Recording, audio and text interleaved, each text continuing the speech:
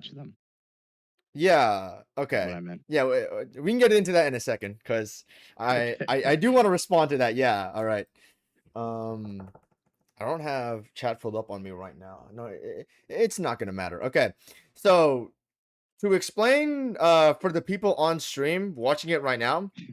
So basically, this guy named, what do you want me to call you, Leo? But yeah, it's Leo. Okay. Yeah. So It's clickbait. That's not Leo no he clickbait, by the way. made It's a clickbait. video on why I made a video on Consort Radahn calling him shit, and then this guy doesn't think he's shit. So I'm gonna review the video and Yeah. react to it on stream, and then I'll see if my opinion changes. But also, I have him here in call because I want to argue with him a bit, see how our ideas go back and forth, and yeah, if I just made a giant stream response video, I felt that that would be pretty one-sided. So, and then whatever I said, he could respond back with a video or whatever. I just felt that it's, I don't know, it's kind of gay. So, I mean, Yeah, that like, would be like, yeah. so, and then I thought of just This is the pulling him best in for way. a debate. And then I was just like, wait a minute, why don't I just kill two birds with one stone? I can just go watch the video and then just talk about the points and then just debate them at the same time. It would make things way more cohesive and streamlined. So that's what we're here to do. Um, Now, yeah, I didn't notice in the description you said title, thumbnail and title is clickbait this time.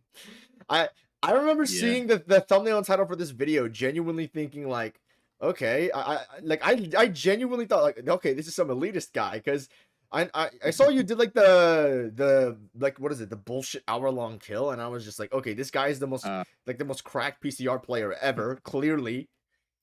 So I was yeah, I'm like, obviously glazing the boss that I had to spend like yeah, 200 hours.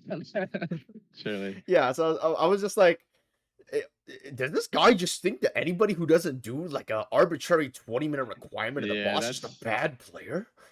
I mean, like, when it comes to that, like, I do think people set the bar like really low for like good For players. Like, they'll be good, like no hits or something.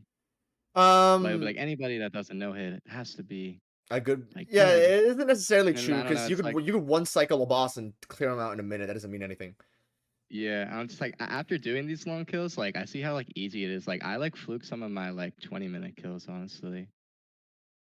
Fluke Like I like feel like meaning large amount of I feel like mistakes. I kind of got lucky. Like I'll like so it's like if I was really like truly good at the boss after doing my 20-minute kill, like let's say like I do like the yes tally kill and then I Okay. do the no tally kill, right? Like no talismans after, like yes talisman and no talisman. Mm-hmm. Like if I was truly like good at the boss after yes talisman, I should just be able to pretty much get the no talisman kill and Yeah, like get it's just the strats after, difference of you'd imagine, right? endurance. And I mean, at a 20-minute kill, the margin for improvement that you're gonna get with time doesn't really matter.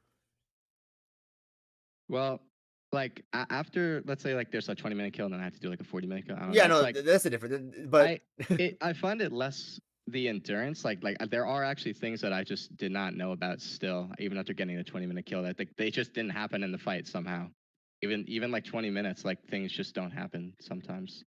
Like the boss doesn't do a certain like thing. I don't know. yeah, it's So like it's a fair point. it's weird. Like seeing like like 8 to 10 minutes is like a good kill. Like I'm not gonna like be like Yeah, no, I this agree. unimpressive. Like, of course it is. No, 8 to 10 minutes is probably my preference if I'm doing endurance runs for bosses. Yeah, I remember like when I first started just doing kills for fun, like I was just doing like some base game kills that were around like 7 minutes long, Mm-hmm. and like that was fun, especially like because you can get them like pretty quickly. Like you just practice a little bit and then like you Yeah, get focused the whole time. Doing a kill like that, like these long kills, like you pretty much have to be able to just autopilot because there's no pretty way you're much. focusing for 30 minutes. All right. But I was probably enough yapping to probably get into that. Yeah, yeah. Okay, The video. let me grab my phone really quick. Hold on. Alright.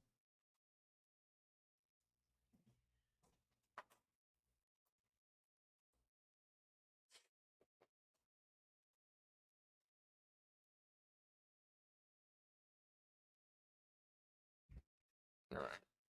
I just gonna make sure my settings are calibrated well enough. All right. Let's go start with the video. Oh Jesus! Someone had to do it. Wait, so you've never watched it, right? Someone I've had never to seen make. a second of this video. I didn't even watch a full Clanky video. I watched like the first 6 minutes. Oh jeez. Okay. Another video. Where was the Well, sound? here we are. All All right, right. so it's kind of quiet. So Okay, there it starts now, I think. yeah. I don't even know where to start.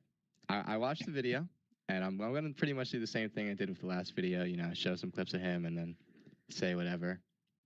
I'm not gonna be an asshole to this guy because I never actually Yes. spoke to him. I was an asshole to Clanky because of.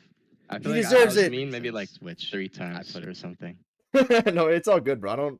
I don't trip over like disrespect or anything like that. Like, that's Okay. I don't know. I'm not that combative of a person. I just don't see the point. I'm not. It's just not me. That's good. I actually spoke to him. I was an asshole to Clanky because of other reasons, which. Oh, okay. So, by the way, I'm friends with Clanky, but I'm not here to like kiss his toes. I think a lot of parts of the video were not good and pretty stupid. The arena walls complaint I thought was pretty dumb because you can apply that to every boss in the game. Yeah, Peace's Arena is like The kind of worse, but it's no, it's yeah. fine, I guess. All right. I put it in like the comments in my video and stuff if you even care, but yeah, I'm not gonna be a dick, too much of a dick. I don't know. I mean, I might be mean sometimes, but this video, I don't know. There are a lot of problems. That's what I'm gonna say. Bring him. But I'll speak more about all that when we get into the clips. But anyways, I hope you guys enjoy this. The learning process is horrendous. It's fun to learn bosses, right? We like learning bosses, right? Well, the learning process for this boss is notoriously terrible. I have not found a single person who enjoyed the Consort Radahn learning process ever.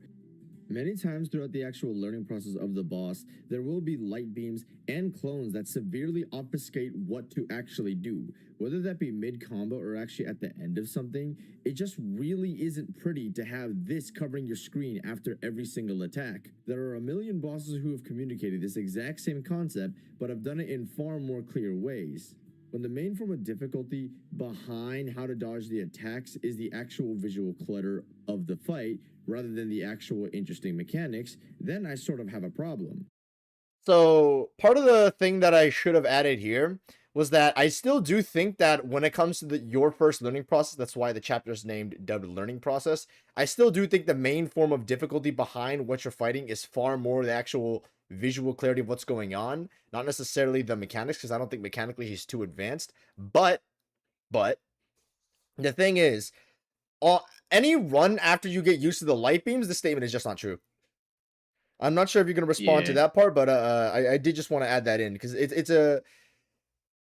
I sort of made I made this section to sort of like branch out to different parts of the argument, but we're both experienced PCR players here. I mean, I have at least 100 hours on the boss fight. I don't like any of them, but I have a lot of time on the boss fight, so the rules shouldn't apply that much to either of us. Just wanted to clarify that. All right. This boss is not very complex, all things considered, but when I actively have to spend hours trying to decipher what he's even doing in the learning process, it is concerning. And it's not just a me thing. I've never seen a single soul by hundreds of thousands of people ever find the learning process enjoyable, because working out these attacks is not very fun.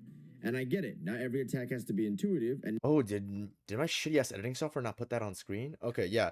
So you ripped this straight from my video, right? Yeah.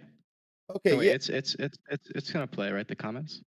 Yeah, part of it are the comments, but also I don't know if it put it up on the screen. There's a screenshot where I put up a poll. It got like 14,000 votes, and I. Oh wait, I think you did put it up. Yeah, it like went over it really quickly though. Like I couldn't see what it was saying. Yeah. Okay. So the poll, I was basically saying how most people don't find the learning process fun, me included, on my first playthrough. I put out a poll. It had 14,000 votes, something like that. I asked, "What do you think of Consort Radahn's learning process?" 4 options: horrendous, all right, fun, very fun. 75% of people said it was not fun or horrendous, which to me is indicative enough. Maybe, but dude, do 14,000 people even learn PCR? I don't even know. It's wondering.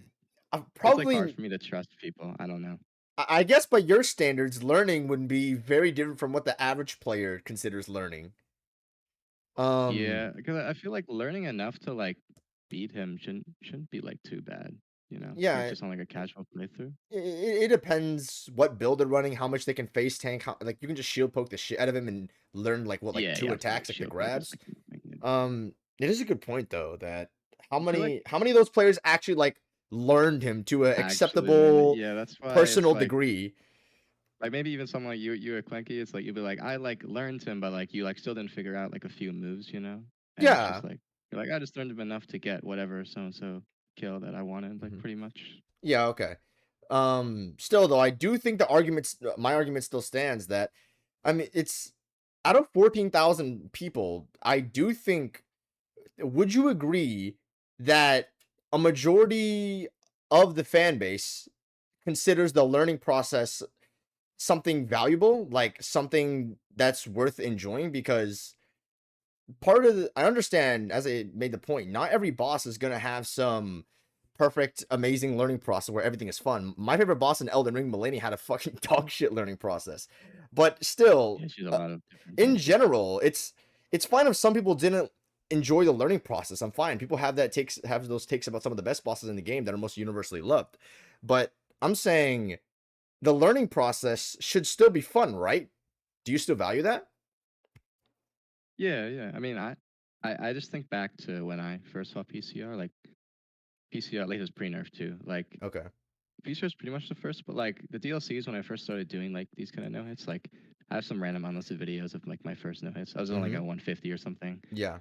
and like I did a few, and then I went to PCR, and like he obviously took longer, but I was using like an answer or something, and I mean like I'm trying to think back, and like it was never really like super frustrating because like I feel like a learning process is frustrating when like you don't know what you're getting hit by.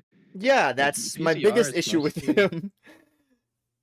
I mean PCR is mostly like you just didn't like react fast enough or something, and it's like you're like, oh, I just didn't react fast enough, or like I accidentally rolled like a delayed attack too early or something. Yeah, okay, You I can kind of see that. know what you get hit by, so it's kind of like it's not like annoying, like maybe like a different. I'm trying to think of a different boss. Like Fucking I don't know, maybe like Lion or some shit, where like I mean I don't even know, just like a different boss that has like or maybe Bale like straight Melania, like fire. she'll like oh yeah. Or maybe like I think I was sort of like Melania or something. Like when Melania does a kick and then like you stun her out of it and she does an insta fucking like that like little flip slash like out of the fucking kick or something. Oh yeah, it's Like shit like that and you're like, what the fuck? Cause like it's weird how that works, but yeah. it's like you're like, damn, she just immediately did that out of that, like fucking insta, like what the heck? Like Yeah. normally she just gets So stunned out of it and then she does something else.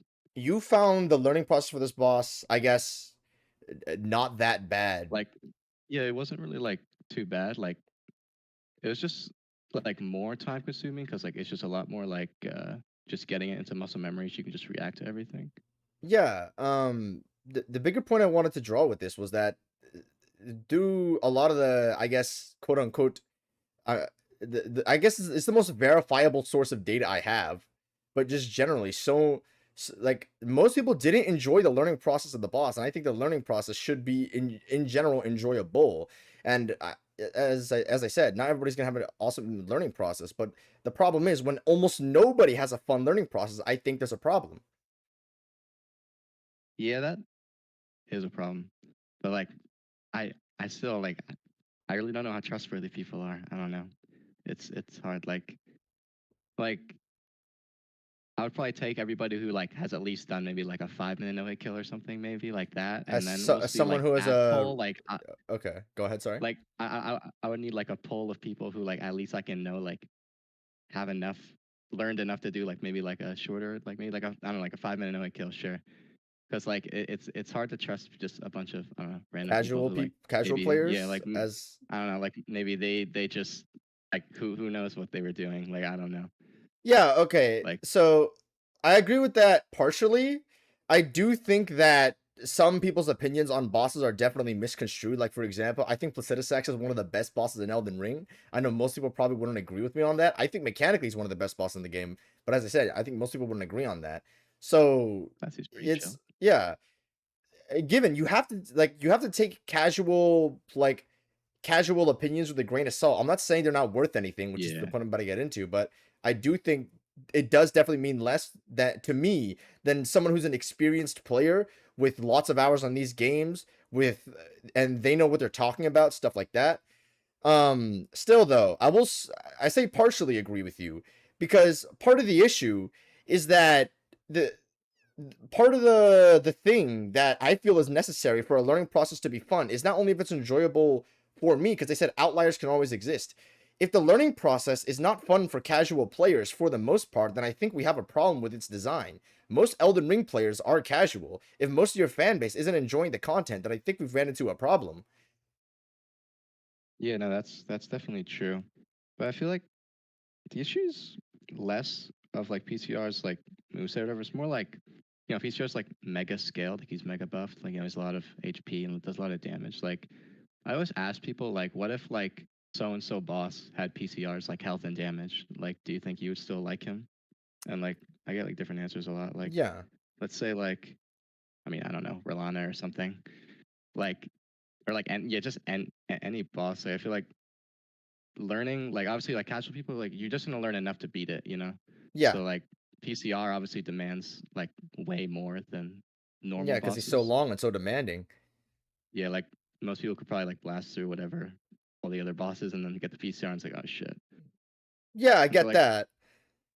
really it's kind of like the game's like fault for doing that to people because like if like if other bosses were a little more demanding, maybe people would have like a better idea of like how Yeah. to like learn bosses more, I guess. Um, If that makes yeah, sense. yeah. I don't see his scaling as an issue because I mean it's the final DLC boss of the hard video game by a company that is notorious for making hard video games. I do Yeah. think, as I said, I put the comments on the screen for a reason. It's because people were saying a lot of the issues with him are that, oh, this is Disco King Radahn, and I can't see anything behind Mikola's hair, and the light beams and the clones, like, they obscure the screen. So, to me, and those comments have thousands of likes, by the way. I don't know if you showed up on the screen or my video, like, the syncing for my editing software was some shit. It does a But, little bit. that to me is evidence that a lot of the issue with the learning process is the visual clutter, which is part of my problem. The learning process is not fun because there's so much visual clutter. So I want to ask you this question. Do you think Consort Radahn has visual clutter in his boss fight? He does, but like it's not like it is more than maybe someone like I don't know Mesmer or something Yeah. with his like fire trails. But like visual clutter, like that's what I'm saying. Like it's hard to trust people to learning because like if you're actually like learning a boss, like like, I'll bring back like when I was fighting PCR. Like eventually you kind of just realize like all right, wait, like there's a bunch of shit going on, but like these are just the same moves as phase one. You kind of like realize that like after a little bit. You know what I mean? Like when you're fighting first time, Yeah. maybe you realize that. Like it shouldn't like the light stuff shouldn't like stick to you. Like it shouldn't like what's it called? Like it shouldn't hinder you like for really like too long. Like obviously But your it first time does getting to though. phase That's two, part you're of my like, what the fuck? problem. Like most players, like apologies to interrupt you, but that was the thing that was fucking up me on my first playthrough and so many other people. I was in a Discord server when people were just learning Radahn. The server was just the entire server I was in at the time. A lot of people were hard stuck on like Consort Radahn. And these are not like hard casual players. Most of these guys have done challenge runs, new game plus fours, plus zeros, no hits, blah blah blah, endurance runs. Mm. These guys were having problems with Consort Radahn's learning process. They're experienced, well-crafted players, and they were having problems just seeing through the attacks because the flashing lights of his light beams, dude, they don't necessarily make his attacks impossible to see, but they definitely do screw up the learning process. So, yeah, Yeah, go it didn't ahead. Sorry help before that interrupting you. pre-nerf That had was the the fucking. yeah. Go ahead. Sorry. It didn't help that pre-nerf had the fucking cross slash too. That Yeah. like, yeah, most people definitely wouldn't have figured that out. I didn't figure it out. I just pretty much tanked it every time when I first Mm-hmm. played it. But yeah, I mean, maybe I just have too many hours that I don't remember how long it took for me to actually learn the boss. Maybe Okay. it So was a while ago. okay. So let's see what you have to say in this section. Um. Now, Yeah, every just learning continue. I process play a little bit has more to be this Griffin when I magical talk about some experience things. where every attempt is awesome and it's being a complete thrill. I'm fine with some bosses where the learning process isn't fun, but the end result actually is. It's just a bit of a problem when everybody I have ever met, regardless if they like the boss or not, does not enjoy the learning process. Every person I've ever met, every YouTube comment section I've ever seen, by the hundreds of thousands, I have never seen a single soul say, I enjoyed Consort Radahn's learning process. The comment can be made for nearly every other high-quality boss in the series, but not for this one. Even after doing this 8-minute no-hit on screen, with at least 100 hours on this boss fight, level 1 no-hits plus Zero's endurance runs, I still think the visual clutter for this is absolutely horrendous. These moves do not look good. They are confusing. Confused is the last thing I want in a learning process. All right. So let's start with the visual clutter part. The issue I have with this is that PCR's move that his attacks in phase 2 are all mostly his phase 1 attacks still. So the visual clutter really shouldn't matter, especially since if you've ever practiced a boss, you would know, or even PCR, like you'll just tune out like the visual parts that like you don't need to focus on.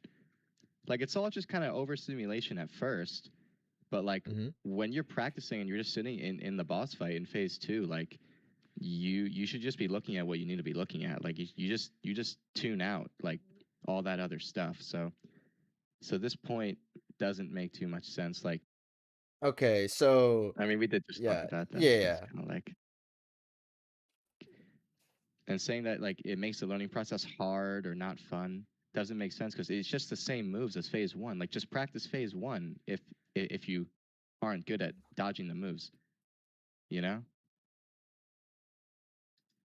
So next he talks about the kind of last part I do want to add to that is it's the moves that do come from phase 1, like I can sort of see that because they are just the same moves except with just a visual effect that's a little bit obscuring, but it's not like you can't see anything.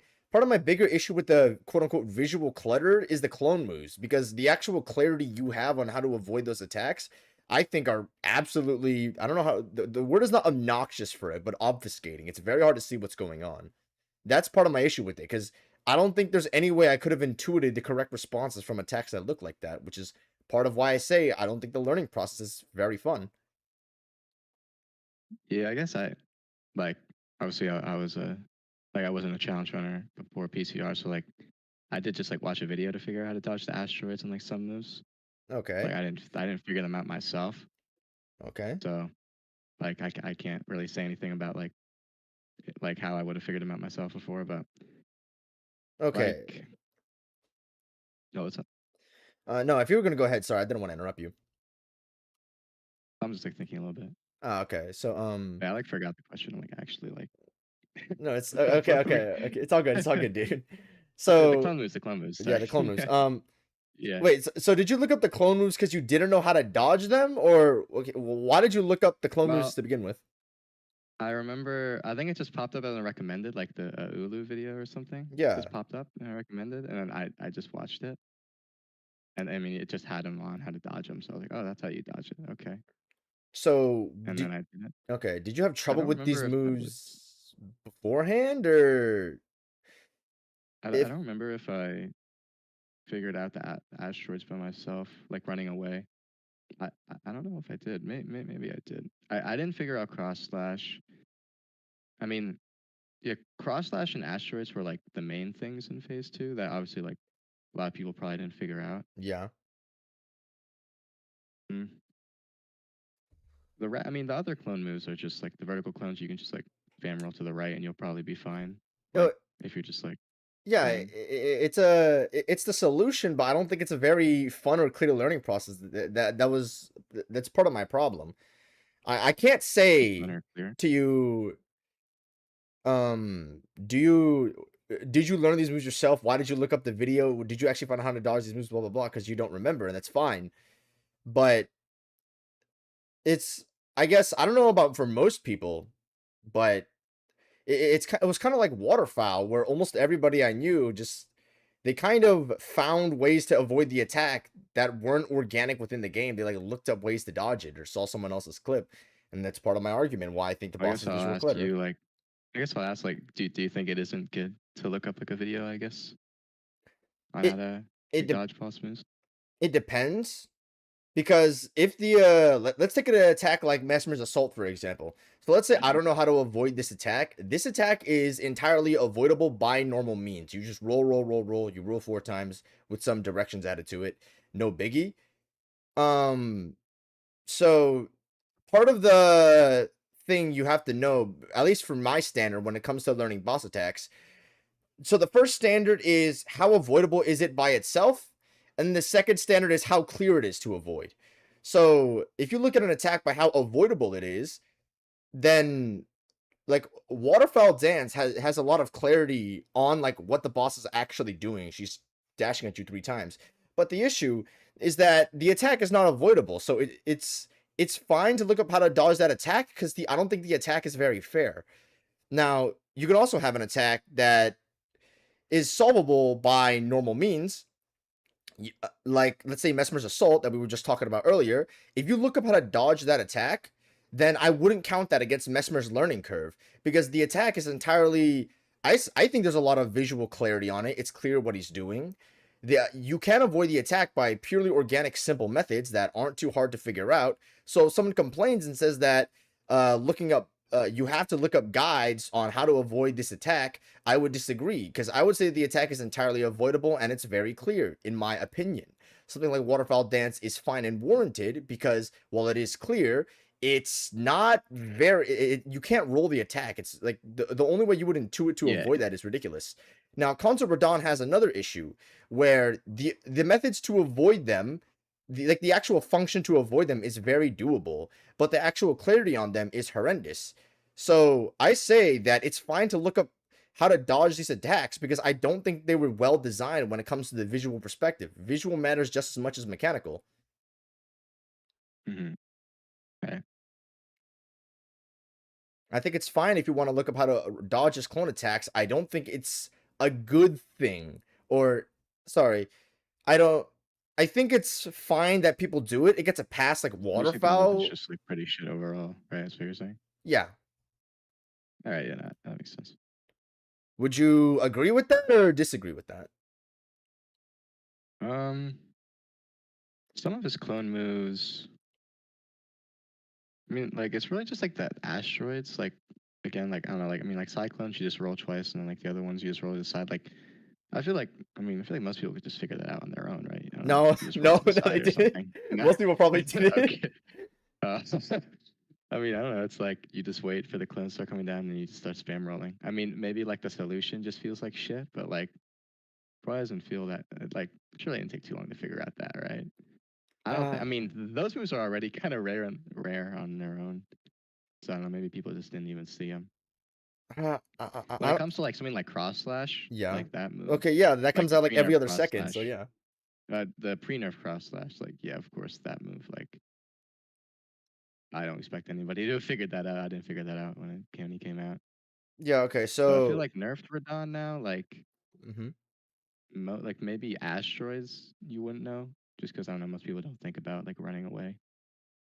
But the other moves, like I don't know, they should be fine. Again, I mean, it is just because there's like a lot going on that like hinders you from like being able to just think clearly how to avoid an attack. You know? Yeah. Like the hair and all that stuff you're talking about before. Like so that will hinder you. So to sorry, no, it's all good, man. So to clarify your stance, you think there is some light degree of visual clutter, but it's mostly manageable and learnable. Because your standard of learning is very different from mine. I say if you know enough to beat the boss in general, not like shield crouching behind it, not blasting spells from it from 7 miles away, without one-shotting the boss, not using summons and just wailing on it, ignoring all of its moves, enough to consistently beat it solo melee without a busted build. You know, in general, learning like let's say how to avoid 70-80% of the attacks, I think to me that's learning, and you have a different standard for learning. So I think my standard's probably the same as yours then, like maybe a little higher. Yeah.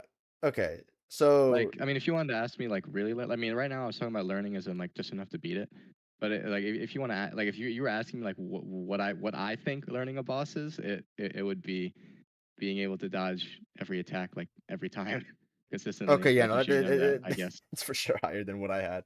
Yeah, sorry. So no, it's all good, man. It's all good. Is that what man. you're asking? I don't. No, it's all good. So your stance that you do agree there's some light visual clutter, but yeah, just the learning process isn't as bad as I guess I'm portraying it to be. You think it's more fine than because I think it's horrendous. You think Yeah. it's permissible. Again, like the learning process, like it's more just because he's super buffed up. Like, you know, you take like Meta, like imagine it, like dude, if Meta had as much health as PCR and she did the laser, like everyone would be like, what the fuck? Yeah, no, But you're everybody fucking just, you know, shit. tanked it. Yeah, no, Killer, everyone just so it's overlooks it. yeah, because she All right. just kill her because she's weak. Okay. Like at that point in the game, so it's like PCR just demanded like you to kind of learn more than you're used to, I guess. Okay. Like more people were probably just used to like, you know, you just figure a few things out, whatever, tank some moves, kill the boss, the end. But PCR was a fucking beast, so he kind of just like has a shit ton of damage. So like I feel like it's just more like that, and people just complain about like the other stuff. I don't know. Okay. Like, nah, that makes sense. Yeah, no, it does. Finding a single person that likes the boss, but I mean, he just goes into like the comment sections of videos, so I don't know what we're gonna find in there. We're not gonna find good things in there, but I mean, also he shows oL3Oo for some reason. I'm pretty sure oL3Oo likes this boss, but I don't know. Nah, I just showed it to like as some. It's not necessarily evidence that is impossible to contend against. It's not like undeniable objective proof that hundreds of thousands of people specifically flocked to that video. But the video does have hundreds of thousands of views, which is indicative. You were showing that like to show that like people didn't know, like people were stuck on him, like they didn't know how to learn him. Like well, so they watched the video. Yeah. Or like the learning process sucks, so they watched the video because they couldn't like figure it out themselves. Yeah, it's like yeah. Okay, to me, if you look up a video on like how to dodge waterfowl dance or another problematic move, those videos have tons of views because they are indicative that most people do not know how to dodge those attacks. Yeah. The reason why I'm so confident about this is that I made Elden Ring shorts for a year telling people how to dodge attacks every single day. How to dodge Shadow Tree Avatar's explosion, Meteor's laser, Romina stuff. Like, I've been doing this. I've literally had inputs from thousands of people. I did it for a year. So I think cross slash probably had a big to do with it. Yeah. Back then. So like the pre-nerf cross slash. Yeah, I know what people struggle with and what people don't. Just look at the views, bro. So most people didn't really struggle with attacks like Romina's AoE or Meteor's laser. They just kind of those videos didn't do well because there's not a most people don't really care about those attacks. But I posted something like why do you think that? It's because those attacks are problematic attacks. You know what I mean? Yeah, they are problematic. It's just part of it is scaling and part of it is presentation. I don't think because the presentation for an attack like Meteor's laser was so cool to where people don't really care how much they can dodge it. It's just a cool cinema attack. Or like Rykard's lava quake. I'll get into that in a second. Consort Radahn's attacks, they aren't like presentation wise, they're not very visually clear, which is why I threw up the oL3Oo video. And I have videos where I teach people how to dodge Consort Radahn's clone attacks as well. Because people, they didn't know how to dodge these attacks, which is part of the evidence that the learning process is not good, because this video has 400,000 views on how to dodge the attacks. You can't find a video with like 400,000 views on how to dodge any attack in these games besides waterfowl. And there's another thing, actually. Rykard's lava quake is weird because I made a short talking about how to dodge Rykard's lava quake. And most people didn't know. They didn't know how to dodge it. I didn't know there was a high demand for it, but I made the short and I got a couple 100,000 views. I'm like, what the fuck? Okay, so that's definitely some significance. Hundreds of thousands of people came to the video to say, hey, I don't know how to dodge this attack. How do I dodge this attack?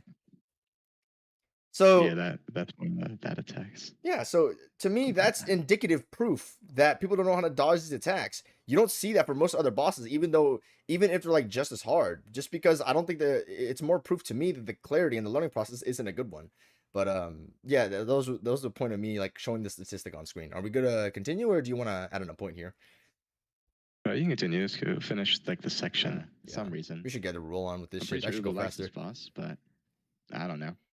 Wait, I think I'm gonna be mean here in a second. It's all good. Again, like before, like the learning process for PCR shouldn't really be too frustrating. Like you just stay in front of him and you just get his moves down to muscle memory, which his moves he has less and they're more simple, honestly. So compared to like other bosses, this boss should actually be kind of better because he's not really just kind of from like a no-hit perspective. Because I thought you were talking million different perspective.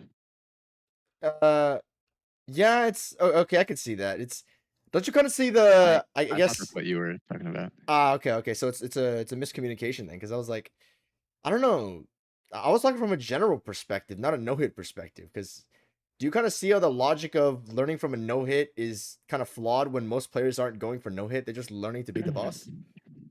Yeah, that's kind of where like I find like a little bit of problems because it's like both perspectives. Like I find I have good points. Like if you're doing casual, you just learn enough to beat the boss, whatever the end, and then it shouldn't be that bad because you're just you don't have to learn that much. Yeah. But then for like no hit, you're obviously gonna put more time into it. So like it should be still simpler in no hit because like you're gonna actually like break down every move like if you're learning no hit. So like it shouldn't be that bad because like his moves again are like pretty simple. So like switching from casual to no hit, like there's kind of like a jump. Yeah. You know? So it like I like expect I expect if you're gonna do a no hit, like you kind of understand like that you should like learn every move or like get used to every move before doing a no hit. I agree. And like that's not really too bad on him compared to like other bosses. Sort of, but I'll get into it later because I know you're gonna bring up the point later. I haven't watched the video, but I know you're gonna bring it up because it was one of the most contentious when I was making it. I was like, this is gonna cause a fucking storm. And okay. Like combos like Melania has, I guess. Obviously, Melania doesn't have a million different combos, but like he only will have like some moves will have a mix up of like 2 different moves, and that's it. So like you just get past the light beam part. Like just practice phase 1, man. Just practice phase 1. If you can do phase 1 for 10 minutes, you can probably go into phase 2 and do well. That's my advice, anyways. But I don't know, man. All right, so this is the part where I'm talk about. He has 100 hours on this boss. I really hope he's joking, man. Oh gosh. And I said I wasn't being mean. I don't want to be mean, but dude, what on God's green earth were we doing for 100 hours and we do not know a single strafe? Like, I am sorry. I'm really sorry. He doesn't even know the blood flame blade strafe, dude. Oh shit, bro! You didn't put it. You rolled it every time in the video. Yeah, it's because like I'm shit at strafing that attack, but I'm aware there are some strafes about the boss. You know the move where he does the stomp into the combo? Yeah. You can strafe that entire combo. I think I have a clip of it. Yeah, I mean, you don't have to tell me. I do all the strafes. You could like you can strafe the Pontiff combo, stuff like that, but part of the issue is the blood flame strafe. I agree was something that I should have included in the video because I didn't show any footage of it. I didn't have to mention it, but at least strafing it once would have been additive at the very least, and no one informed because I saw comments saying that. But yeah, I guess is your point here with the strafe thing about is it sort of saying that it was a response to my footage saying I don't know any strafes as a result of the 100 hours? Yeah, like, I mean, it's kind of like, like 100 hours is a lot of hours. I mean, we'll just finish like the section. Yeah, okay. Yeah, tell me when you want to pause, by the way. Okay. Like, no wonder he hates this boss, dude. He doesn't know a single strafe. Like, I don't even know. I mean, you see the strafe right here. I don't even know how to put together a sentence to like describe how I felt watching this video and seeing him not do a single strafe. I'm so pissed right now. Like it hurt, man. I'm gonna jump on my PC and strangle you. Oh no. And like I said this in the last video, every boss, dude, if you learn like the optimized punishes, man, I guarantee you it'll be like 10 times more fun. So I really think that's where he went wrong. But again, like how 100 hours? Like that is a long amount of times. That's how much time it took me to get like the Mesmer kill, and like Ralana and Lion that took 80 to 90. Like those long kills took 100 hours. He did 100 hours to get an 8-minute kill with no strafes, no optimization. Like something is not like something just doesn't add up, man. Yeah. like this is kind of just ranting at this point, but like you can't talk about a learning process and then say you have 100 hours and you didn't find a single strafe, a single anything. Like I really don't know what we were doing. I'm sorry. No. I'm Okay, I did address this later in the depth section. You can low profile and jump stuff and strafe stuff. It's just we're gonna get into that later in the depth section. Yeah, Yeah, okay. it's yeah. Just to inform people, I have done kills of the boss before, not for one kill. Yeah. I've done different kills of this guy on stream. Blah blah blah. Like, bleh. All right. It's a childish thing to address. I know. Well, It's all good, bro. It's all good. This was wait, what was my point making this? I don't even like. Yeah, it was that I had 100 hours on the boss, but I didn't have any strafes or anything indicative to show that I have a greater knowledge of the boss fight. I mean, it's just more like it's like that's why he didn't like, because I remember you talk more about like this boss like is very like one dimensional and stuff. Like, you just roll everything. Yeah, no, I'm still insistent on that opinion. Like the strafes and stuff really help make him not boring. Yeah, we're gonna get into that to the depth section because I have a direct counter argument to this, but yeah, we'll get there. Okay. Oh boy. This boss is not very complex, just really, really confusing. He has almost no mix-ups and almost nothing in the way of externals, positioning checks, etc. I made a whole video breaking down what complex means in a boss fight, but basically how many variables you need to keep track of. Consort Radahn, Please watch this video, by the way. all things considered, does not have that many variables to keep track of, in all honesty, which kind of does hurt, considering he has 0 attacks to account for your positioning, 0 back attacks, 0 strafe attacks, and this is just so odd to me. Every other boss in-game has some form of way to account for you positioning around him. This boss has absolutely 0 positioning-based extenders. You know, the you know that movie he just did right there where he dashed? Which move? The Savage Lion's Claw? Please, 0 Yeah, this positioning move. That's actually a positioning thing. If you walk towards him, he'll always do Lion's Claw. Yeah. So yeah, I made this point earlier. It's the boss has 0 positioning based extenders. To my knowledge, he does. He doesn't. It's not like Melania where I threw this clip up for a reason. If you, it's just so odd to me. If she does the 2-piece and you back up, she will 100% of the time do this snap combo gap closer, or she will consistently enough do this snap combo gap closer. Like most likely. Yeah, you can interrupt the attack midway, which is rewarding you for knowledge and positioning. That's part of my issue with Consort Radahn is he doesn't have a shred of that. He doesn't have anything like that. He does have I did put the text on the screen saying, let me see where it is. Yeah, he does have positioning based responses. He does not have positioning based extenders, which to me is a large part of Elden Ring combat. Yeah, that's true. I think I made a point like when I talk later. Okay, yeah. Like, okay. I was saying now, like it's kind of like it would be nice if he had him, but like since he already has like I guess other more like unique things, like like the light stuff on the floor and everything, like the clone attack. Yeah. Okay. You think that's fine? I feel like that's he might have been like maybe even like what's it like maybe like too much for people if he had even more of that stuff, I guess, like those positional based things. But I don't know. Like I obviously would like him to have like more stuff, but okay. Like what we have here, like I never found like that really affected my enjoyment of him. They didn't have positional things. I guess I talk about it later. So okay, yeah, okay, we'll see then. Back attacks, 0 strafe attacks, and this is just so odd to me. Already saw a little bit of this. This boss has absolutely 0 positioning-based extenders. You know, the thing the entire game is built upon, the thing everybody's been doing since Tree Sentinel. Bosses since Dark Souls 1 I've had consistent back attacks, but I don't know why he doesn't have one. With how long the phase goes, these really samey moves and just lack of positioning-based extenders overall make the fight feel really, really repetitive. When you're standing in the neutral, when you both are standing still, he spams the shit out of reaction checks, which is partially why I think he's so hard, and partially why I don't like him. Look, I'm fine with some reaction checks, quick moves in neutral that test your reaction speed, so there's more thrill to when you approach them.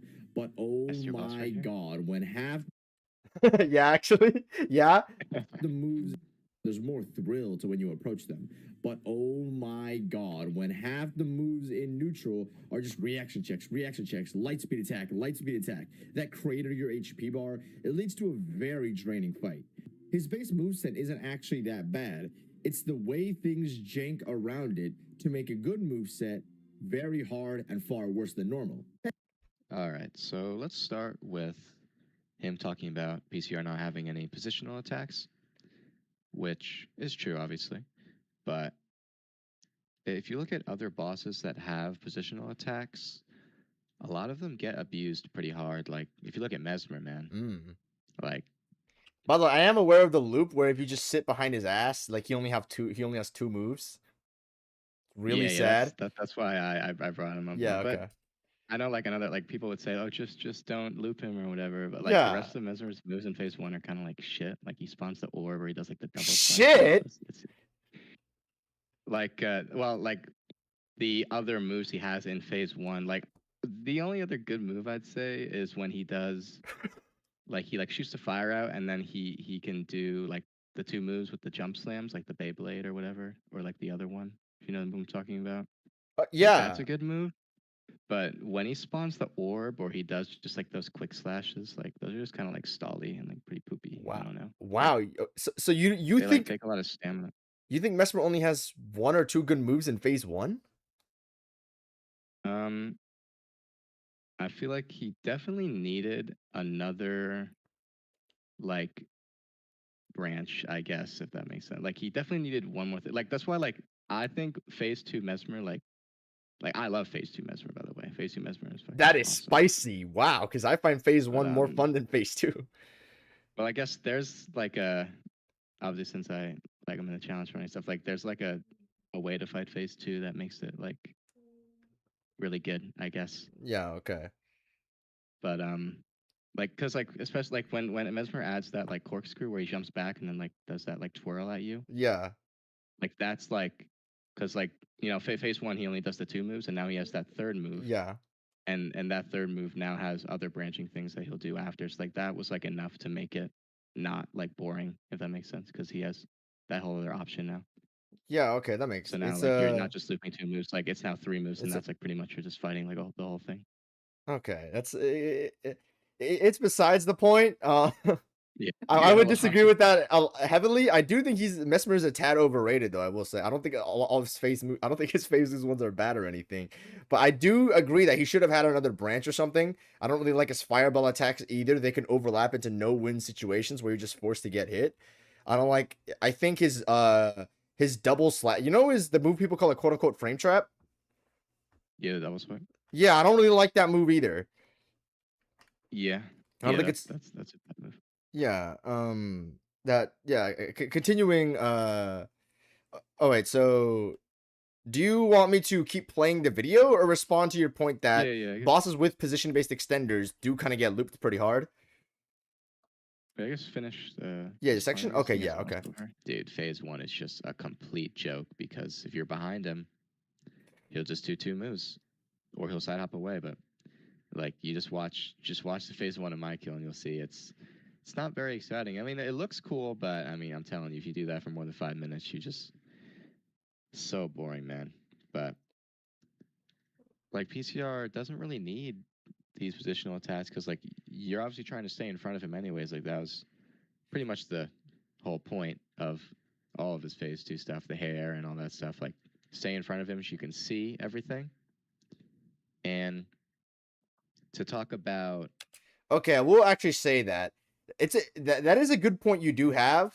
Where why would the boss need extenders at long range if you're meant to stay in front of him? If you're meant to stay in his face the entire time. Now, I do think this is a bit more of a personal thing with me, a more speculation thing. So it does make sense that he wouldn't need it, considering you're always supposed to be up close in his face the entire time. But also part of my problem is that instead of having bosses with positional-based extenders or bosses with no positioning-based extenders like this boss, but you have to stay in his face, why can't we have attacks where the boss has positioning-based extenders, but he also has attacks that force directional rolling that I don't know, force you to like move backward or move different directions. Lady Maria has that. They've already done this before. The Abyss Watchers has something like that to my knowledge, where if you keep staying long range, she'll have that, like, I don't know, he has this what the fuck do you call the attack? It's Slide. yeah, the slide. He has, which has a directional roll requirement on it, because you have the fire spin in phase 2. So for that attack, you have to roll differently depending on where you're at. So it's not necessary, but I just don't see why we couldn't have gone beyond when Elden Ring's boss roster is about, to me, they went beyond with a lot of the boss design. Radahn responds to all different types of spells you have, including Ashes of Wars. Malenia has poise responses to every single type of weapon in the entire game and spell frequency AI responses. You know, if you pepper her with spells, she uses Waterfowl Dance more, and she can sometimes have 0 cooldown. Other times she can just like, Okay. yeah, other time she can like sidestep it and stuff like that because it ties into her lore where she learned from a blind swordsman who could use the power of water. He had a flowing water sword, so it makes sense. Her fighting style would be based upon water. The more you pressure against her like water, the more she pushes back. It's a typhoon. The lighter pressure you have against her, she'll respond back more passively. That's why her phase 1 AI is so passive, because you're not doing anything against her until you try to like wail on her. So to me, it's just like, you have Malenia in the game, but we couldn't manage, I guess, at least a part of that for Consort Radahn. I do think the general point is it's a good defense, but to me, it's just a little bit disappointing. That's all. Yeah, obviously PCR could have been better. But okay, yeah. I guess like when it comes, I mean, you say about a lot of bosses, I guess, but like when it comes to like bosses like that, like, you know, it matters like the uniqueness, like, you know, like we already have bosses like that, you said. So it's like PCR is like trying to be his own thing, I guess, with the like what he has going on. So like sometimes it might like, I'm assuming FromSoft thought it would be like too much if they tried to combine like everything into him. Yeah. But like that's kind of why like there's already so many bosses. Like, you know, if you want to fight a boss that has whatever these things about him, you go fight whatever boss. Mm-hmm. And if you want to fight a boss like PCR, you go fight PCR, you know, or whatever. Yeah. If that makes sense. Okay, that makes sense then. Yeah, okay. Because again, this isn't like a PCR is the best boss ever video. This is just a PCR Or is like good he's video. he's you know, he's a like not he's shit fine. video. Like, Yeah. he's not the worst boss ever made video. That's what the video is. Also, another thing, actually, I forgot to include this earlier, but yes, he technically does have attacks like this, where his clone attacks technically all are this, right? He has attacks that force directional rolling with the light beams. He technically kind of does have positioning-based extenders to a very light extent. If you, Yeah. I tested this with cheats.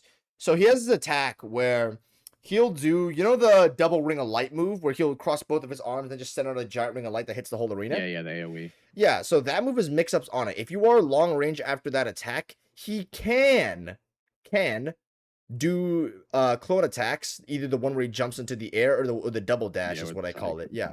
Or if you're close range, he can do the grab. The reason why I didn't mention this is because it's inconsistent. Sometimes he'll just, at least with my experimentation, like 90% of the time just do the grab. Yeah, he just does the grab even if you're at long range, which is what I found weird. Why are his positioning based extenders so inconsistent? He does technically count as a positioning based extender, the but grab is, I guess, supposed to be like because like he kind of jumps to you, but yeah, if you're like super far, it won't reach you. yeah, If you're super far, I'm assuming he'll do clone moves. I've never been super far when he did the AoE, so. yeah. So I'll say he technically does have these types of moves built into his moveset, unlike what I was saying. So I will concede on that, and I will also concede. Yeah. I don't think that's really what you meant, because like you can't really like manipulate those moves, you know. So like they're kind of just useless. I'm defending you. You can sort of manipulate them with distance, but the extenders are so inconsistent to where I'm not sure how applicable the logic is. Well, I guess it's like there's like no point to. Sort of, yeah. Like you. It does exist, but there's no point. You just want to go back to being close to him, so he doesn't do. Yeah, so I consider that pretty null. Yeah. The other thing, as I said, I will also concede he does have these moves where you do have these directional rolls with the light beams. These are good in concept, and you sometimes you have to run, sometimes you have to roll. It's so I will say what I said about that was incorrect, but I will also say it doesn't matter to me because I don't think those moves are good. I think those moves are terrible. Yeah. So whether it's whether these moves existed as moveset or not don't matter, because if it doesn't exist, then I'm right, and if it does exist, which it does, then okay, I'm wrong, but the moves are terrible, so it doesn't really matter. If I'm having an unfun experience either way, that's why I'm still holding it against him. So yeah, I think I'll say I was wrong when about it that comes though. to the directional rolling, nah, I mean, you were pretty much right. Like that one example is like nobody really cares because it's just shit anyways. So Yeah. you're right about that. But Okay. yeah, like the directional rolling, I think people really don't like. I mean, appreciate's not a good word, but like they like don't think about it because a lot of people just say like, oh, it's roll slop or whatever. But like you like should be like trying to roll the same way for every move. Like that takes like a lot of effort and like focus Mm-hmm. to roll because you have to, you know, the moves are fast, so like you react to it, and then like you have to roll this direction every time. Like it's not like the easiest thing to do ever. So like it takes a bit of effort, which like is kind of good. Mm-hmm. If that makes sense. Okay. Yeah. Does that make sense? Yeah. No, Okay. it does. Like So for me, like I talk later. Sorry, no, go I ahead. talk It's later. all good. Like It's all good. I was gonna say, are we good to move on to the next section? But if you have an additional point to make, I don't want to chop you off. it's just like one other thing. Yeah. Go ahead, man. Like I talk later. Like engagement, I guess matters. Like for a boss, like you're engaged. Like Oh, you're not just like absolutely. not able to do anything, or like you don't have to think. You just whatever fight the boss. Like so, like I feel like PCR like that's good for him. Like having to focus and roll like a certain direction every time makes you like use your brain more. But I don't know. Yeah. I'd agree, but I have another counterpoint to this later in the video, so I guess we'll get there. Okay, you continue. You know, not a lot of complexity of his moves.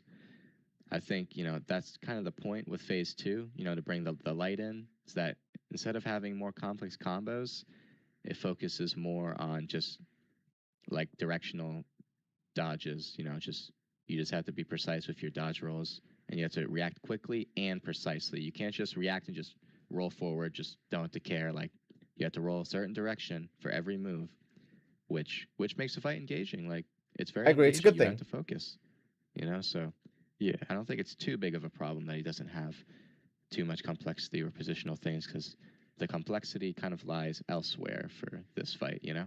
Okay, yeah. I know you said this is just a minor point. I'm not really arguing against it. So the I said I made a video on this. It was the complexity depth video.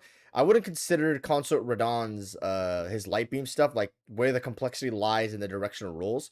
I wouldn't consider that complex because if your reactions are the exact same every single time, because like a mix-up is complex because your reaction is not the same every single time. It's more variables to consider. You're not considering any different variable upon the light beams. It's demand. It's a different concept. It's what you're how much you have it's how much you have to respect that thing. I will say though, complexity and demand go hand in hand. You need both to make a great boss fight, in my opinion. It doesn't really matter because demand is a subsect of complexity to begin with. But I do agree though that I guess the concept of the light beams and forcing you to roll different directions is a good thing, and it should be in the boss fight 100%. All right. So Yeah. this three-piece Oh, combo is this, I guess is one thing. Oh, no, it's Yeah, fine, go ahead. actually. Go ahead. No, Oh, actually, maybe I should say before this part. But he has like complexity and gets some like it's weird. His moves are like split. Like he'll have because he doesn't have like branching combos, so it's kind of just like the demand or like whatever his quick slashes, and then like he just has other moves that are more complex, like maybe like his pawn of combo or like the meteor. Like they're kind of yeah, just like split up, if that makes sense. yeah. That's all I really wanted to say. You Okay. can continue. inconsistent. You can't punish it properly. As you can see in the footage, I'm trying to do a rolling R1 and it just doesn't work. You It's know, my fucking recovery is music, too dude. slow. So, okay, yeah, that's fine and all, right? You can't punish the boss. It's just a bit of waiting, you know, never hurt anybody. Oh, wait, okay, so, you also should have punished his blood flame slash because that's inconsistent too. Oh, okay, yeah, fair, okay. 2 attacks that you can't normally punish with the colossal, okay. Oh wait, you should also punish his stomp, because he can randomly cancel this in your face, even though the entire game is built around consistent positioning based extenders. Okay, yeah, fair. Okay, so just don't punish the stomp if he just does it in neutral, just a stomp. Oh wait, his clone double slash is also inconsistent. Okay, yeah, fair. We won't punish that move either. Oh wait, his star color cry could sometimes be an extender when you roll a point blank, and other times, you know, it's an extender when you roll a point blank. So you know, you shouldn't get your fair opening. It's inconsistent. Okay, yeah, fair. Okay, we just won't punish that move either. His rock sling. Okay, you can't punish that. You know, he's making a lot of distance. His light amygdala. Okay, you can't punish that either. You know, it's just a giant nuke runaway move. And well, you also can't punish his light speed slash. You know, he's going away from you. And but yeah, you also can't punish his meteor attack. It's just too much distance. Okay, well, you know, if a third of the moveset shouldn't or can't be punished, you know, that's okay. I'm fine with 30% of my boss fights being waiting, particularly on heavy weapons and even on lighter weapons, because I have a lobotomy. All right, so the first part of this kind of disappoints me a little bit, because, you know, I'm pretty sure this guy should know what is actually happening here. And it's not the boss. This is for every boss, by the way, in every single game. It's the time it took for you to react that is making it inconsistent. If you react to it faster and you roll it faster, then you'll get the punish. But if you react later, then you're ending your roll later. So now he recovered. Does that make sense? Because I didn't think this was something that wasn't like super known. Like this point really, it makes me like, it makes him lose like credibility for me. Like I don't know. Yeah, okay. So to address this a little bit, did you finish your point on this matter here? Because I don't want to cut you off if you have something additional to add regarding the attack time window thing. Just continue it for a second. I don't remember. Just see Okay, if I okay. like it's for every boss. Like this is for every boss. And also like in the background you see I'm sure. Yeah, you can pause it. It's fine. Okay, yeah. So there is a point of validity you do have, but I also do have to bring up another thing. So the first thing is that yes, how fast you react and how quickly you can respond to an attack does dictate how much opening you do get for the attack. And I understand, like, let's say you're fighting Mesmer, right? And wait, there's one more thing. Yeah, okay. It's also because like when in your clips you're like, this was inconsistency. It's also the fastest, like what is the fastest attack the boss can do after recovery? You know what I mean? Yeah, no, I'm about to address that. It's okay. Yeah, okay. So let's say you're fighting Mesmer. If after, let's say, an attack, he could possibly do his double swipe, which let's say is his fastest attack. And let's say he could do his grab. On one, you can't get a jumping R2. On the other one, you can get a jumping R2. You cannot point this out as a point of inconsistency within the boss fight, because that's just how the boss fight works. Like, you know, how much general recovery you should account for during his fastest attack should be something that you should bring into an account when discussing the boss fight. Now, it makes me that's something that I should have clarified in the video, where some of the footage I've shown, I will admit, it does teeter on that a bit, but it's also part of a separate issue that I think is there. And I'm going to discuss why I didn't leave it out entirely out of the video, because I think a separate, just as relevant point is being made here, at least on my side. So, point blank, going to the built around consistent. The blood flame slash section. Punish the boss. It's just a bit of waiting, you know, never hurt anybody. Oh wait, okay. So you also should have punished his blood flame slash, because that's inconsistent too. Oh, okay, yeah, fair. Okay, 2 attacks that you can. So if you wanted to account for this attack being the case, where it's just like, let's say this, I think this actually is his fastest attack from neutral. The cross slash. Yeah, okay. So this would be a second. It would be slightly faster than this, but point is you can't punish it. The point is that you can't do colossal rolling R1s on it. Now, part of my issue with this is that the deception for how fast he returns back to but for how he looks returning to neutral is also part of the problem with the consistency. Because if you look at it like this, where when a boss typically returns to neutral, that is your opening. They're in their idle animation. That's what you're supposed to do. When the boss returns to his idle animation, I'm thinking this is part of the thing that hurts his learning process. If you roll his attack, then if you roll his attack, then you hit him, and he's an idle. You think that's an opening when it's not an opening. It's the window for when he returns back to idle is deceptively small. He looks like he's gonna stand there for a good bit, but he instantly returns to another attack. So part of the thing that makes this is something that you probably figure out that's not the case pretty quickly, right? I would imagine. I'm gonna address that. Okay, sorry. So it's the thing is part of the learning, the part that makes the learning process weird. It's a little bit additive to that point. When you roll an attack, and then you just like the boss does an attack, they return to idle for half a second, then they immediately go in for another swing. It's very weird, and it does harm the learning process. I don't think like the exact same animation and the way a boss returns should have inconsistent openings to this much of a degree where everything is pretty major. To where if you mess up an attack, you will get fucked up. It's not like Melania or Rolana, where if you just get clipped by the uppercut for punishing incorrectly, it's not going to really do that much damage to you. Now, another thing, you learn the thing about, he just has these half, like, I call these half openings, where, as you said, you would catch on to these pretty quickly, right? Where, the thing is, you will understand that these openings are not entirely safe, and you shouldn't do rolling R1s on them.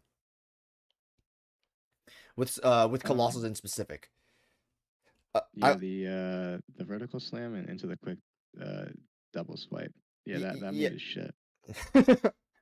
Yeah, like, it's just stamina wasting and it's stall. Because like even if you could punish it, it's just never even worth it anyways. Because you're just draining your stamina, and then the next move he does, you don't even have enough stamina to optimally punish the next move because you don't have any more stamina because of the last move. So yeah, that's probably what you should have said. Yeah. So no, I agree. I should have framed this better, or at least included that point in there, because you should still be accounting for this here, that he could possibly do his fastest attack here. Okay, yeah, fair. Okay. So attacks you can't normally punish. He should have done that. So yeah, I should have said that. I was wrong on that. There is two other points I did want to mention about this though. So the first, if you're playing on Colossals, and let's say you want to roll, or great swords in general, generally quicker weapons. I did actually have this with a fist weapon earlier, I think. Oh wait, okay. So you also should have punished his blood flash. In the beginning, like that's all miss. Yeah, I was using a fist weapon earlier, I think, after this. Yeah, it's the clip is right here. I think. And it just doesn't work. Or is it a stomp? The recovery's too slow. So okay, yeah, that's fine and all. I need to know if I was adjusting the stomp or the it's just a bit of waiting. The blood flame slash. Never hurt anybody. Oh wait, okay. So you like also should have punished his blood flame slash, because that's inconsistent to. Oh, okay, yeah, fair. Okay, 2 attacks that you can't normally punish with the colossal. Okay. Oh wait, you should also punish his stomp, because he can randomly cancel. Okay, yeah, the bare fist weapon happened after this. Okay, yeah. So 2 things I want to mention. If you're playing on Colossals or heavier weapons, you're not punishing the attack. You're waiting. So, part of my issue with the boss is that you have so much waiting going on, along with so many of his other moves that force you to wait. I do not think that's a good decision to make when you have an attack that looks like an opening, but it's not an opening, and you can't punish it on heavier weapons.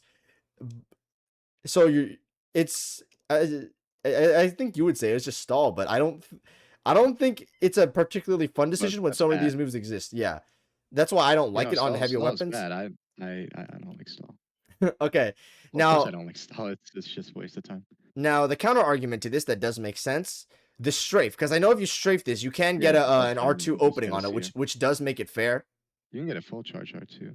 Yeah, so it's fair in that regard. So yeah, no, I will concede on that 100%. That's if you strafe the attack, it is a 100% consistent opening. Yeah, so that's why learning, especially if you're gonna choose to use Colossals, you probably should figure out all the the all the little things specificities here. of Yeah, what you can everything. punish and what you can't And punish. then for lighter weapons, like they can get hits in between a lot of other attacks as well. So it's like I feel like if you know everything, like all the little punishes in between too, like it isn't actually that much stall. Yeah. Like obviously, especially since his poise regen's faster, like he can just fuck you and like Yeah. takes forever to stance break him, but like it's like it isn't too bad. Like No, that's fine. Yeah. you'll get like you'll get, especially on base NG, it's not bad. Yeah. Okay. This in your face, even though All right. Let's go back to where you're 100% of my- arguing Oh here. yeah, for the stomp, for you. Wait, pause real quick. For the stomp, yeah, he only does the stomp with no follow up after he like does like a little side dash. By the way, like you can actually know when he won't follow up, and you can punish the stomp by itself. If you know what I mean. But you know, Yes, Right. but Okay, that's I could sometimes also okay, sort of so- not how the attack okay. works to a degree. wait, Yeah, it's okay, definitely so not supposed to be like one, that. Or and it maybe just it is. I doesn't don't know. I'm work. guessing they You know, programmed my it like that recovery's after too slow. the dash or whatever. Oh, hold on. Let me find a this clip three-piece of combo a is inconsistent. You can't punish it properly, as you can see in the footage. I'm trying to do the stomp here. that's fine or not. Oh no, it's after the blood flame. Also I'm punish stupid. his stomp because he can randomly cancel this in your. Yo, with the I've never colossal- even okay. had him do Oh, that. Oh, wait, you no, should wait, no, also that's actually a punish his lie. I stomp. have had him do that. Yeah, like he just Oh, yeah, stands wait. in he's not sides. He's not doing anything. He's standing He still can and randomly- throwing Okay, the yeah, attack. actually, that is actually like a super rare thing. Yeah, it I looks like actually forgot it. he's gonna start the combo. This Yeah, And then he should. you think he returns to idle, so you think it's an opening. It's just a one-time move, like it's just an attack I that actually that's what it will is. say this, because Rolana actually does the same thing. Like, you know how sometimes, let's say she does like one of her side hops and then it goes to the uppercut and she normally Yeah. does like a down slash after or whatever. Yeah. Like Rolana can also just like jank out and like not follow up. I literally had this happen like an hour ago. I was practicing her. And, Okay. like she'll just decide to not follow up and then you just have to sit there and wait. Like what the heck? Yeah. Like it's other weird. bosses like kind of do it too. Yeah. No. I'm just saying this isn't really like just a PCR thing, and these are just like a lot like every boss will have these like really rare like janky moments, I guess. Yeah. It's. That makes sense. Yeah. It does make sense. It's just the bigger point I was making with the video is that I don't think all of Consort. I don't think every instance of every time you fight Consort Radahn, where every single move you always encounter is janky. Most of his moves are consistent, but the problem is when every single move has a small element of jank from even the mechanics to his AI, there is a 100% chance that you will encounter, to me, a 100% chance that the jank will occur more often than other bosses. It just will, because no other boss in Elden Ring has this much jank on them, in my opinion, which is the problem when the boss will commonly have stuff like this where he'll stomp, looks like he's starting a combo for no reason, for out of neutral. That'll be it. So then you think it's an opening when it is not an opening. And then you try to, I'm using a fist weapon here, by the way. These are supposed to be fast. The instant you can realistically identify the opening, he instantly did punishes you attack for there. it, which is stupid. entire game is built Another around- thing, like, the clip is in super fast motion, but if you slow it down, hold on, let me just set some frames back. I'm gonna mute so it doesn't sound horrendous. He's literally looping the stomp multiple times in a row at a standstill. I'm not sure what's going on actually- here. I thought you had repeat last act on that, honestly. No, what I got this from a guy who did this that- on PlayStation. Oh, what the fuck? And he did blood flame slash at the end. That doesn't even count. I've actually never seen that. I've never seen that before. That's Yeah, kinda he can funny. just jank out a stomp. He can randomly cancel his Well, attacks and openings. I think it's inconsistent. I mean, to be fair, like those are like that's like those are like super duper rare things, Like, Yeah. like- As I So said, like those are kind of like 0.1%. kind of cheap to add them in. Yeah. Look how like look at this. He's so janky when it's Mhm. it's like I've only seen this like once in my life kind of thing. Like, I don't know. Yeah. As I said, Also- it adds to the greater point that it's Yeah, I was he has gonna every say. boss in Elden Ring has 0.1% janks where there's a small likelihood something will go wrong, and of course that's the case. But it's a problem when every single aspect about the boss Yeah, has every this move. element of jank. So, yeah, I want to talk about that because like I really don't think too many of his moves have that kind of crazy jank. So there's like the stomp, like that's like really rare already. Vertical clones janking out is super rare. I've only had that happen to me once. Cyclones is like the only move that I would say like fucks this fight for me. If Cyclones was more consistent, I wouldn't have a problem with him at all. Okay. So like Cyclones is like, yeah, it sucks. And then Asteroids only janks if you throw stuff at him, I which never like throw does stuff at suck, him, but you gotta just like know that and not like if you know how to fight him, like he's not gonna jank out. I guess what I'm trying to say. Like I could fight him right now, like 10-minute fight, and like he won't jank out for me. I guess. Like I don't know. I guess it's just Like it's a if that makes standard thing and sense. I guess a luck thing because how people see jank is not how you see it how often the jank happens to you is different from what happens to other people. I've had his clones literally. I posted the clip in the video, but his clones are literally disappearing on me mid fight. Like they just blank out and then he just instant like, you know the asteroids move. Like the Oh point where he comes down is yeah, literally I unreactable. actually know. Oh yeah, well I guess you can count in your head. Right? One, Yeah, two, three, four, five. I guess. But yeah, obviously the clones That's not a should good be there. thing. That's not a good thing. Yeah, it's not. It's not. It's not. It's not. But I guess Okay. continue. I guess. Yeah. Because I have a lobotomy. Okay. What's actually happening here? And Yeah, this is yeah. the Skip a blood little. flame talk. You'll get the Yeah, punish, yeah. but if you react later, then you're ending your roll later. So now he recovered. Does that make sense? Because I didn't think this was something that wasn't like super known. Like this point really, it makes me like it makes him lose like credibility for me. Like I don't know. The small thing I do want to add here is that while that does apply to a certain degree of some of the arguments I do have, like for the blood flame thing, another part of that issue is that he has these on attacks that where it shouldn't be happening at all to begin with, like the stomp, for example. That is completely inconsistent. That's not me like not knowing when to punish the boss or accounting for his fast attack. That's just flat out inconsistency. So I will bring When you those say up if necessary. Yeah. inconsistency, wait, what do you mean by that? Like inconsistent in what way? Him doing this is part of the problem. When he does his stomp and he can cancel, I don't want to say he can cancel it, but sometimes he can just do it in neutral and that'll be it. So Mhm. when he does that attack, it is the exact same indiscernible animation from his combo. It is absolutely impossible to discern whether that is an opening or not. That is inconsistency to me because the amount of time you have to recognize that as an opening is deceptive to a point where the time where when you can recognize that that's actually your opening or he's doing the combo, if you cannot account for both possibilities because if you do, I then mean, you you just just get don't cucked. punish it, I'm right? You yeah just you don't punish it. I mean, well and you're expecting the next attack anyways, so you shouldn't punish it anyways, because like you're expecting him to do the vertical slam after, aren't you? yeah, after the The stomp, he stomp. has that set combo, but it's a weird point of inconsistency because then why would you have an attack that is indiscernible from another attack with the exact same animation, and then one be a I half mean, opening and one be a non-opening? like I guess I'll go back to the Rolana. It's like if I see Rolana didn't continue her combo, like I'm not gonna walk up to her and like try and hit her, you know? Like you just be like, oh shit, she just janked out. Let me just wait, you know, I for the guess, next move. but why would you have the boss return to idle for half a second, making the player think that's an opening when it's not an opening? I mean, obviously that's like not supposed to happen, but again, like this happens to other bosses too. Like it's just like kind of Elden Ring being shit moment. I don't know.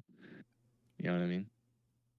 Uh, I, yeah, I I mean, I'm guess sure Millennia it's a does too, honestly. no, Millennia has I mean, like Millennia's the second worst every jank boss in the game, does dude. She's my that favorite shit. boss in the game. She's like top 10 bosses of all time, but fuck me. That bitch is janky as Yeah, shit. like you know, like every boss will do shit like this, and it's like one like you just gotta be like, all right, like now you know, kind of thing. It's like, all right, if he does the Okay. stomp, doesn't follow up, you just gotta wait, like you know, Okay, so do you it's just think one of those do you things.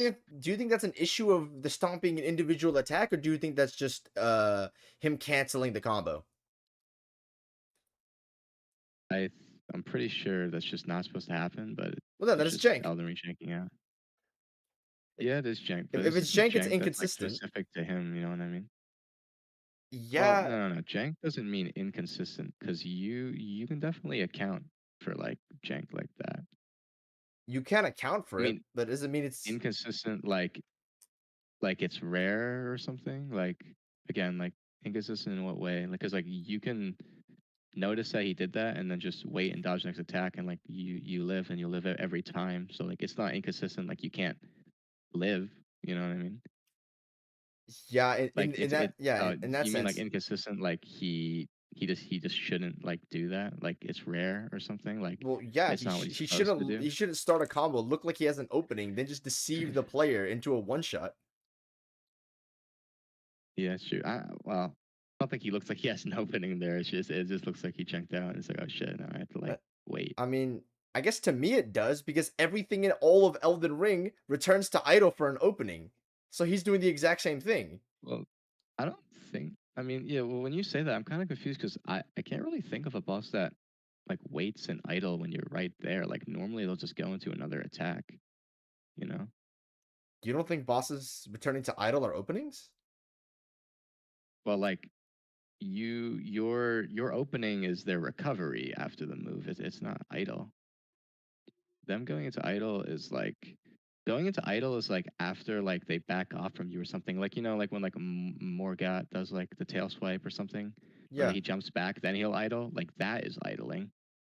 But returning to neutral after an attack and you're still like right there, like I'm pretty sure every single boss in the game is just gonna do another attack, right? They attack pretty rapidly, but some of them do, but also on the other times you can just swing at them in their face. Millennia Phase 1 is the perfect example of this. Same with Radahn Phase 1, same with Elden Beast. You can do that on Fire Giant too, because he's slow as shit. Oh, do what like hit them Yeah, if they're standing, when they return yeah. to neutral? I mean, I mean, you're gonna get smacked then, right? Because they're just gonna do another attack and hit you, uh, I mean, that isn't the case for Radahn right? Phase 1 because AI is so fucking slow. He won't at the intro and then he won't sometimes after openings. Like Radahn Phase 1 Well, the, stands the the still for a intro, yeah, like you hit him two Radagon times Phase or 1 will stand whatever. still. Like after his attacks, he'll stand still for a good little second, a good little two piece. Millennia has this doesn't have this happen because her Phase 1 AI is passive as shit. So I mean, you can literally just slap her in her face, walking around, and she won't do anything because her AI is sort of based on what you do as the player. This works Well, for Eld. that's gambling. That's just gambling. You're gonna get smacked. No, You're just gambling. it's consistent enough in my experience, and I play aggressive as shit, and it's always fine. Hmm. Elden I'm Beast's not too sure. actual Not too sure. the gap between Elden Beast's attacks So are so Elden Beast, wide to where even if yeah, it's Elden standing in Beast's idle, you can't fastest just attack slap is it. slow. Yeah, so Yeah. it's Well, that's fine. because Elden Beast's fast attack is slow. But like, I mean, Radagon has like a swipe that like if you're in the middle of an attack, there's no way you're gonna get out of the animation. You're gonna get smacked. Millennia, too. Like most bosses. Well, I So like, mean, this part confuses me the most. it's I mean, This even point. the point is that if the boss is in idle or returning to idle, then that's your opening. If you that is a pattern that does exist in the game. So I would trust my instinct of what the game's been teaching me for the Well, last 100 or so hours. I don't. This is what I'm like. I don't think the game would tell you that because like the game should teach you after an attack, after they recover, they're gonna do another attack. No. They are, but to some degree, the game does tell you that if the boss is in idle, then you can hit them to a degree. The main point, this is a side point. The main point is that even if the boss is returning to idle, which is what you say is an opening, I agree, it is an opening on basically all the bosses in the game. When you attack him after the stomp and he's returning to neutral, is that not your identified opening? No, because returning to neutral means that they can do an attack at any time. You know. So like you're just gambling if you want to hit them when they're in neutral. No, I'm saying the recovery animation. After the stomp, he has a recovery animation. When they're Oh returning, well, when they're that recovering, that's your recovery is opening, just way right? too small. Yeah, That recovery is like unless you like again unless it's like a controlled and he's gonna recover after like you can't really react to that recovery. So like you would have to just bite the bullet there and just not punish it. I You know. mean, I agree that you can't have an all-win situation for this encounter. You can just not punish him, but still, why does that exist? It's a I mean, jank thing. again, it's Yeah, it's a like jank thing. it is, but like it's just Elden Ring being shit. Like every boss does this. Like, again, like Rolana does this, and it sucks. But it's just like, oh well, Rolana does it way more, honestly. Like that'll happen. I don't know if I've seen that much on Rolana. Radahn. I can't recall any memory like that. As I said, it's like it's this one small issue with this one move. It doesn't destroy the boss. It's just a problem when it's on every attack, or some issue like this is on every attack. But I'll continue with the video. I think we discussed this pretty much. Yeah. Like it's for every boss. Like this is for every boss.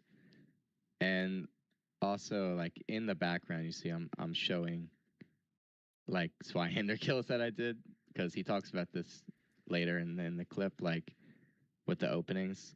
Again, doesn't know the Blood Flame Blade opening. I don't know, but yeah, like these are not inconsistencies. Like that they're not inconsistency at all. Like this is worse than what Clanky was talking about with the asteroids, man. I don't know. And also, like in the background, you see the Zweihander kills. Like you see all with all the strafes. Like the fight is perfectly fine with an Ultra, man, which he talks about more later. Like with the strafes for the 2 slashes and the blood flame and the Metal, by the way, the Star Scourge really meteor poise break and all that. But yeah, like it makes the fight perfectly fine. And also for phase 1. I was gonna talk about this in the depth section, but I do want to bring it up as a mini point. The fight is more, I guess you get more openings on Colossals if you do use strafes and stuff like that. It does exist for the game where you do have more recovery on Colossals. You're gonna get less openings as a given for Colossals, but you have to ignore the opening for a lot of attacks to get proper openings off. There's way more waiting than attacking as a ratio on Colossals based on how fair the damage you're getting in is. If I don't get an opening on Godfrey because I'm using a Colossal, but I do get openings mid combo on daggers, how much damage I'm going to be doing during the actual openings on both of those weapons is going to be fine, because the clean openings I do have after those combos are going to make up for it, because Godfrey has clean, pretty long openings generally. So the amount of damage you're going to get in on a Colossal after an opening and on a dagger mid-opening is going to add up to be a roughly fair amount. For Consort Radahn, it isn't the case, because you're going to do so much more waiting than you are hitting. So part of my issue with that is that if the boss fight is more bearable, and if you get fair openings on the boss fight because you use strafes, and the ratio of attacks to your player inputs you have are fair because of strafes, how fair is it to the player that they should be knowing and executing these strafes? Because almost nothing in Elden Ring demands it.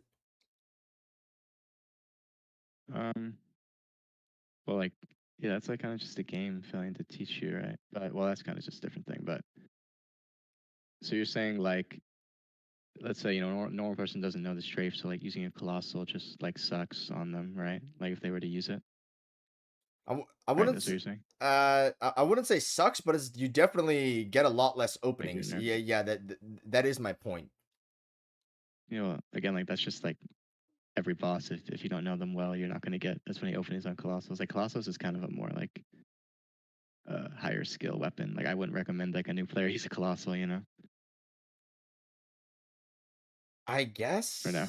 But I mean, like, that's just how it is. Like even and like any boss, like you're gonna not know the, especially like if you're going to a boss for the first time for Colossal, like good luck, man. I don't know. You're gonna have to learn a lot more than like if you came in with a faster weapon. It's just like in general. And I mean, even if like a new player had a faster weapon, maybe they don't like they can struggle too. Like with any weapon. Yeah. But yeah, Colossal more. They'll struggle more for Colossal, of course. But yeah, that's just kind of like Colossal just requiring you to know more about the boss just because of how slow it is. I wouldn't say that. Most bosses in the game have pretty pronounced openings here and there. If the only time the boss can be seriously like, I don't want to say fine, or I guess more, if the only time a boss could be like more engaging and interesting is if you force yourself on heavier weapons to do very obscure limiting strafes on very specific attacks, I don't think that's good design. If you have to use strafes to get some things or to raise the boss's standard for openings, of course, with every boss, if you strafe their attacks, you do get more openings. But if that's the only way the boss can be, I guess, more engaging than 20 seconds of waiting, then I view that as a problem, because you can't punish a third of his moveset already. If you have to do even more extended periods of waiting on Colossals, then it's worse. I mean, even if you don't do the strafe, like Blood Flame Slash, yeah, like if you don't know the strafe, you're gonna miss out on that. But for all the other moves, you're like the cross slash, you'll get a charged R2. The quick swipe combo at the end, you'll get like if he does that delayed like two-handed one, that's a charged R2. You know, the asteroids chart, like you still get like definitely a reasonable amount of openings. Like you'll definitely be fine. No, you do get Even without the openings, but strafes. there's a lot of his attacks where you're not getting openings for them. Unless you're like, even if you want to exclude the strafes thing, okay. What about his Starcaller crime move? That thing's an inconsistent punish at close range. You can only, whether he does, if he doesn't do the extender, the only time you have to recognize that attack is if you're on a light weapon and you do a running R1. Then you can reasonably dictate whether he's going to do whether that lack of follow up is an actual opening for you. You can't do that on a Colossal. You can't punish that move on a light weapon either. Yes, you The can. Starcaller? No, I did it in the video. Did he do the follow up? No, like the AOE? He did the Starcaller. I rolled the attack. He didn't do the follow up, and then I noticed it, and then I just swung at him. I overswung. I swung twice, and then I died because I swung twice. But you can absolutely recognize that if he doesn't do the follow up, that is an opening. Wait, so I mean, so you're saying like, would you not have room for a like a R1 or something for Colossal? No, You absolutely wouldn't. I see. I mean, that's already like kind of a, again, it's like a pretty rare move. So like not being able to punish that move is like okay. Like you're already like far from him too and stuff. Okay. So it's like that move's like hella rare anyways. I mean, Izzy didn't even try to fit a punish in there with a light weapon. Okay. But I'm pretty sure that is gambling because like even with the light weapon, if he did the AOE after, you would have just got hit. No, it's not a preemptive motion. Once you recognize that he doesn't do the AOE afterward, you can get an opening. It's discernible. Well, oh, I see. Actually, okay, I didn't know that.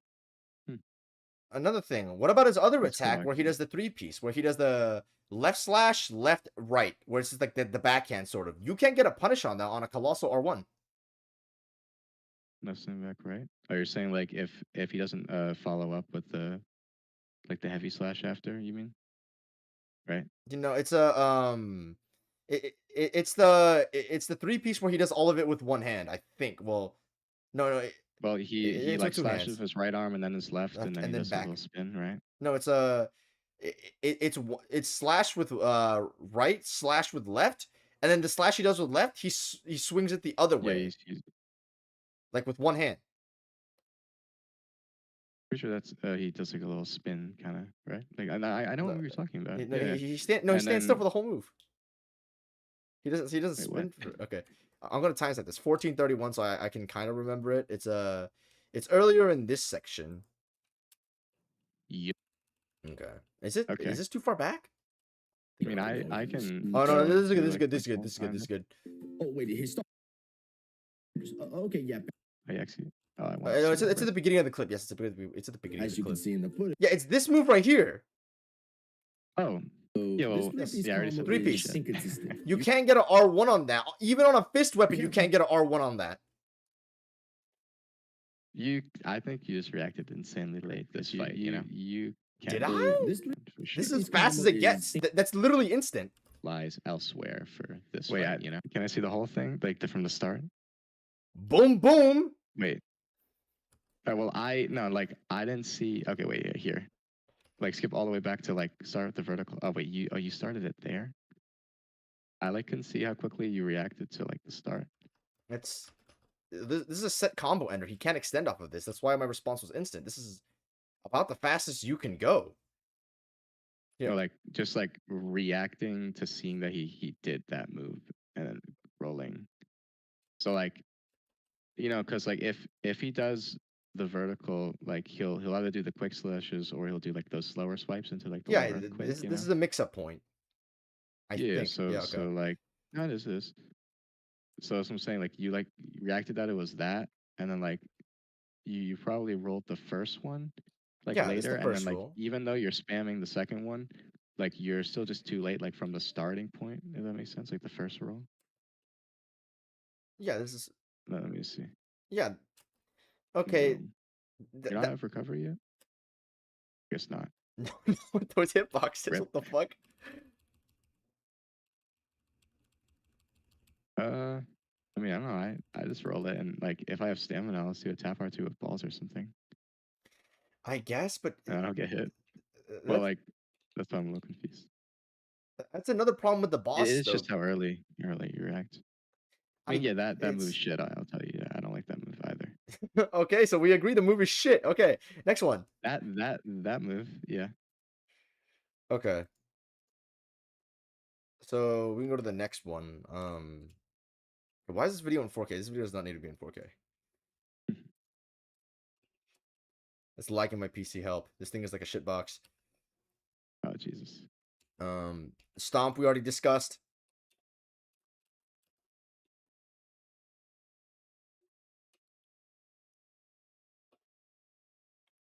His clone double slash here. This is I guess yeah, no. This is the thing I was talking about I think earlier with the you have to prepare for his short, basically his quickest attack in neutral. Yeah, yeah. For one, I do 2 R1s and the other one I do 2 R1s, and then one doesn't work and then one does. Yeah, okay, so then it's on me. Actually, a good example of a boss being able to be attacked in neutral is Moog. I actually just thought about that. Actually, yeah, Moog doesn't have. He's a consistent AI trigger if you just hit him in neutral. Up, yeah. Yeah, like he's not gonna like randomly attack. Like you can hit him every time. But again, these are like boss specific things. Like you just gotta know. Yeah. Okay. So all of these are the things that are pretty self-explanatory. All right. Next one. Oh, this is 1421 actually. All right. Next point. Like it makes the fight perfectly fine. And also for phase 1 asteroids, you can chase him and hit him when he lands. And for phase 2, he'll come back to you, so it's fine. You can also use throwing knives to upkeep the poise. So it's really just the front clones and Light of Miquella that makes you wait. So like he's really over exaggerating like the amount of waiting you have. I wouldn't say so. I don't think I exaggerated how much waiting you have to do, because part of the waiting is not just openings, part of the waiting is also execution. Yeah. But I mean, I don't know, like again, like if you're gonna say like if you don't know like to do the strafes, like I guess, but no, it's not just the move with the strafes. It's part of the. Let's talk about the Star Color Cry into clone move. You have to wait for that entire thing. Oh well, you actually should just be rolling backwards for that, so that he doesn't do those follow-ups. Because then you can just run back into him. You can run back. That was kind of just like a mistake. It's not an opening. It's not good because you're baiting out the AOE that like takes like 10 million years to go away. Well, it's still a move where the execution you have, it's still mostly waiting. Yeah, it is, but I mean, you're just waiting a second, then he'll most likely do that like double slash into like little spin combo or whatever. No, like from what I've seen, so it's like a second of waiting, and then you just go back to him. No, and go back to fighting him close up. I'm not talking about that move. I'm talking about the phase 2 Star Color Cry. He pulls you toward him, does the AOE, jumps up in the air, throws down 4 clones. They do the thing, and then no, I know that's what I'm saying. Like don't roll into him, so he'll never do it if you just roll backwards. Like if you roll further. Prevention doesn't mean it doesn't exist, though. It still exists. Well, yeah, it exists, but you can prevent it. So like, who cares? You know. I mean, like, why would you want to bait it out? Like, you know. Well, I mean, you're not gonna bait it out. Again, like learning the boss, like, you know, you're gonna learn. you're gonna try to roll in and try to roll backwards, and it's like, oh, look at that. When I roll backwards, he doesn't do that shit move. So there we go. Not every player is gonna like do him hitless or just not avoid that attack all the time. There's a likelihood you're gonna get hit by it at some point if you're not like a god tier challenge runner like yourself. So I mean, it's not like That's true. the attack still exists, and having the full follow up is still pretty common to have, or I guess more common than what, like a non-zero chance. Basically, that's still part of the problem. It still exists. Yeah, but I mean, like, if you want to go back to non-challenge runner, it's like you just like you're just kind of trying to kill the boss. Like it being engaging or not, it's like a little less important. Like if you're not like super into the boss, like you just want to learn enough to kill it.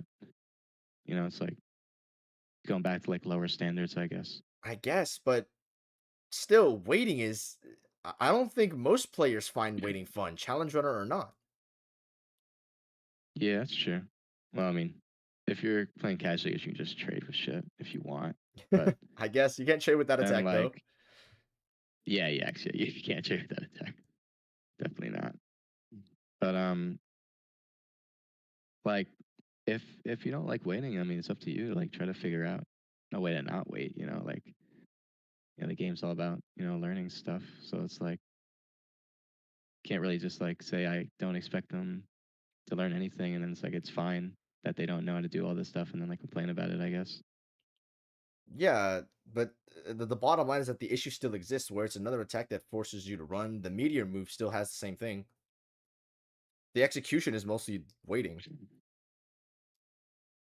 That's true, but like it's kind of like if I choose to stay in front of Mesmer and make him do like the double swipes and the orbs, like those exist, but like you can just not have him do that by going behind him. So like, do you just want people to like you can just say that for every boss again? It's like PCR is not really super special in like that way. Yeah. So, I mean, okay, is your argument that you can just prevent moves you don't like, or that you can punish the meteor? Because I'm saying it's a move where the execution is mostly waiting. That's what I don't like about him, in addition to other moves that force you to wait. Yeah, I'm pretty much saying you can just prevent moves that you don't like, because like that's how I look at every, like if I was gonna look at every boss's move, like some bosses would be lower on my list then because they would have moves that are shit, but like when I fight them I just never see it because I prevent it, you know. It depends how preventable the attack is if this is permissible or not. Well, I guess The with Starcaller Cry, the follow-up is 100% preventable. You just Yeah, don't go close that's to why them. it's more permissible in my opinion. If it's an attack that's let's say like it's a positioning based extender that from like Moog, you know how he has the trident slam that he'll do at long range if you run away from him mid combo? Yeah. Like that is that's permissible because it is entirely consistently preventable. It's not a good thing because in this case the logic doesn't work because Consort Radahn's meteor is a scripted attack that will happen, and at a certain point you cannot avoid this attack. He will always do it unless you Star cycle Scourge him. Meteor. Yes, you cannot prevent that Oh, attack. yeah, well you just do the iframe dodge and you get a punish. Might work. What do you mean the iframe? Surely. You mean the one where you like roll into the meteor, you stand behind, and then you just roll backward into it? Yeah. No, I know what you're gonna say. Obviously, people didn't figure that out by themselves, Yeah, which is it's true, I guess. I mean, if the only way to prevent moves you don't like is to use obscure, absolutely nonsensical, visually messy methods to get across something, I don't think it's a valid method to dodge it. The explosion is literally going off in your face, like behind your head. You stand there taking 0 damage, and then you can just roll it or roll the last hit. I guess when he actually comes down, the other clones inside the meteor, like you can just outposition those. They're set positions. Yeah. Well, I mean, I don't think it's too crazy to think like. I mean, even when I saw it the first time, I was like, I wonder if you can iframe that move or something, because it's like, I don't know. I just imagine like you probably could maybe. I Like never knowing and imagined like shit. I was like, what trying. the fuck? Okay. Yeah, I mean, at first maybe not, but it's kind of just like one of those things where when you see it multiple times, you're like, I wonder if I could iframe it, and like maybe you try to, and you're like, definitely kind of can, and like kind of Oh. figure it out like that. I mean, I didn't figure it out myself, so I can't say, but I guess the truth is that you can iframe it. and then you can get a punish. So like If that yeah, move's not really bad. I guess from that perspective it's fine, but if the only way to punish an attack without, like, I guess using alternative options, which is not what this discussion's about, because I mean, duh, anything's permissible with a difficulty option, like just like fingerprint shielding the whole boss and saying, oh, he's fine. Like, Yeah. if the Well, like only you can do this with just like rolling. Like that's just like your base moveset. I guess, Base. but how you would, well, there's positioning too, but how you would possibly intuit Yeah. standing at a specific position and rolling a specific way, that's like, if the only solution to make something like that okay is if it's nonsensical, I will never be able to get over that. It's like, this is gonna be just another discussion for another day, but just to make it really brief, you know how you could jump over Lion's Lightning? Yeah. You can jump over that attack. Those lightning things can spawn outside of your FOV. So when you roll them, you can get caught by one that's literally off your screen. Now you can just jump the attack to avoid the damage 100% consistently. If the only solution to avoiding potential unavoidable damage, or I guess in this case, long boring times of waiting, is a nonsensical solution, then it doesn't matter because the solution doesn't make any sense. If the only way you could avoid waterfowl dance was by consistently glitching outside of the arena, would it be a fair attack? Should that be Of course expected of the not. player? No. It's like That's the kind of same thing. extreme, don't you think? Yeah, I it's don't an look extreme. at the same. It's an extreme example, but still, the solution is nonsensical. Why are you jumping through lightning bolts going through your head? Why are you rolling into explosions that last so long and they're flying through your head, and you're standing through the explosion, then you roll the last part of the explosion? It doesn't make any sense to me. So again, like the fact that you can like bring up these other examples, like it shows like PCR isn't like special in this case, you know? Well, That's kind of like the main thing. Like PCR like really doesn't have any like jank that I can't just name like 10 other bosses that have like the same thing, you know? I guess in focused clusters, yes, when it comes from on an example by example basis, like the AI breaking is a thing Melania has a giant issue with, and she's my favorite boss in the game. But as I said, it's the central point. You can't you can have these little bits of jank on every single boss fight. You can't have a little bit of jank on every single move, every single mechanic, every single way the boss mechanically functions. And so again, like that's like over exaggerating it, like, you know? Because like he obviously like it's obviously not every single one, because then this boss would just be unplayable, which he clearly is He kind of is. playable. No, he's very playable. He's very playable. Like, that's kind of the main thing. Like I don't know, like every boss has these issues, and it's like if you like don't care to look up like whatever the heck to dodge a certain move, like that's fine. But like the reality So is like these methods are like out there. So like if you really are that like annoyed about something, like you should probably just look it up and see if like there's a solution, you know? okay, so I guess to clarify your position a little bit on my side, you think it's fine to how do I put this? 2 points. So the do you think Consort Radahn has a higher degree of jank than other bosses? Yes or no?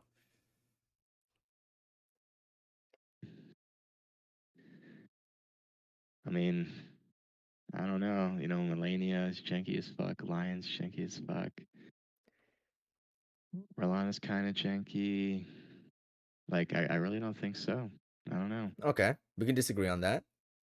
And then second point, so you're fine with like being a Google gamer basically, like looking up how to dodge attacks and finding cool methods to avoid shit.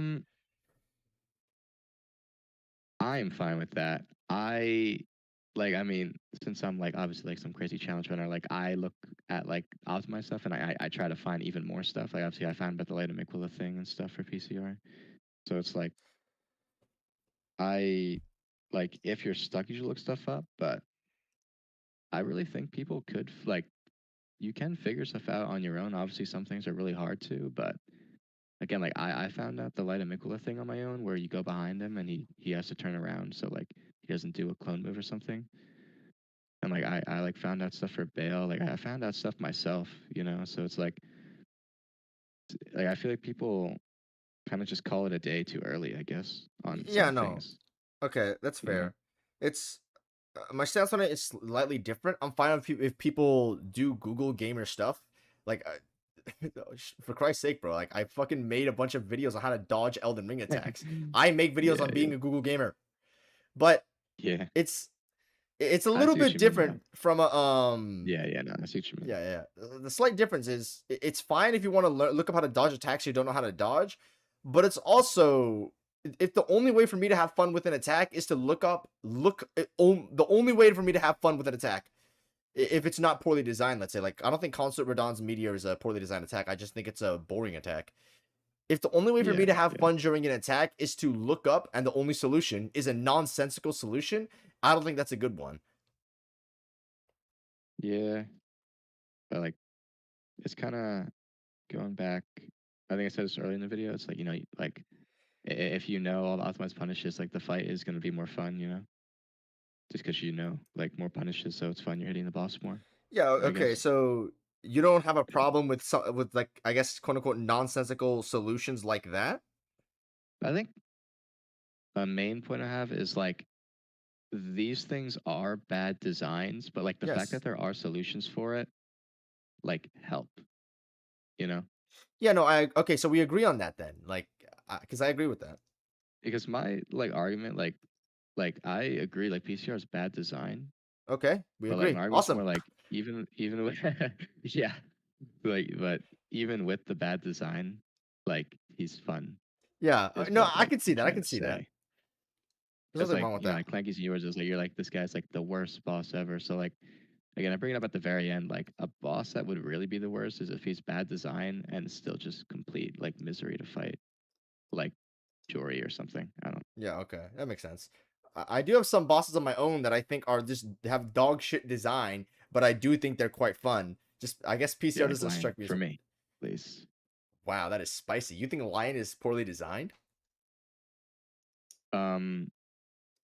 Well, like he's like super janky. I mean, yeah. I mean, dude, they made his quick bite, which is like I don't know, like fucking 13 frames or something. Yeah. Insane. And then they made his like slower bite. Like they look the fucking like exact same startup. So like I had to spend like a billion hours to actually be able to decipher between them and roll them like consistently without either just not rolling at all and just getting hit by quick bite, or rolling too early and getting hit by the delayed bite. So that's already like shitty design. Yes.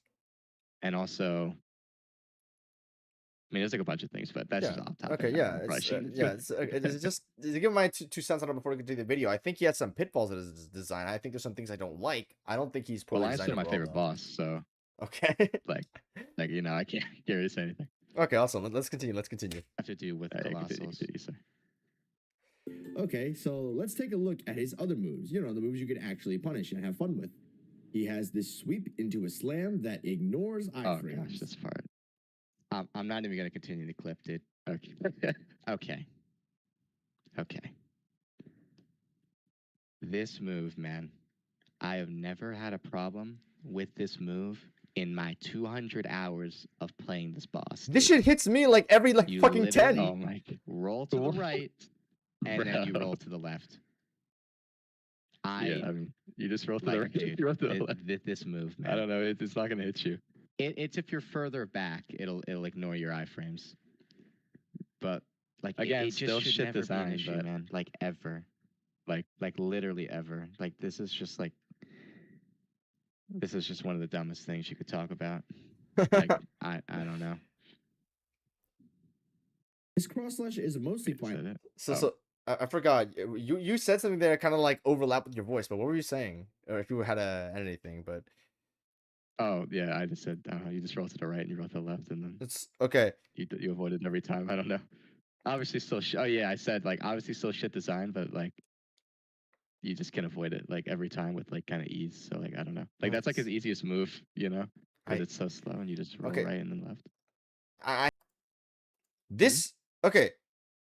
Anything to do with the sword and the thing, that is all glitch cut through iframe. The part of his arms does not do that.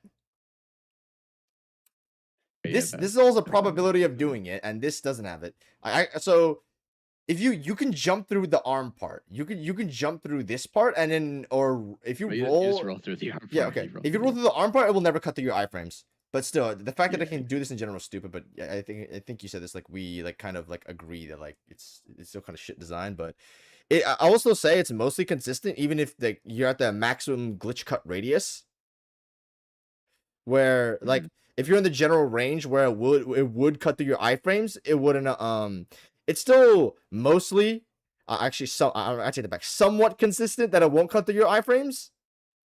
But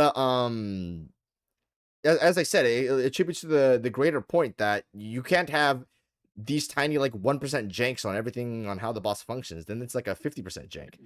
But yeah, we already discussed this, so move on to the next one. After nerf, mostly fine, mostly fine, mostly fine, kind of fine, not really fine. Why is this move still a frame trap sometimes?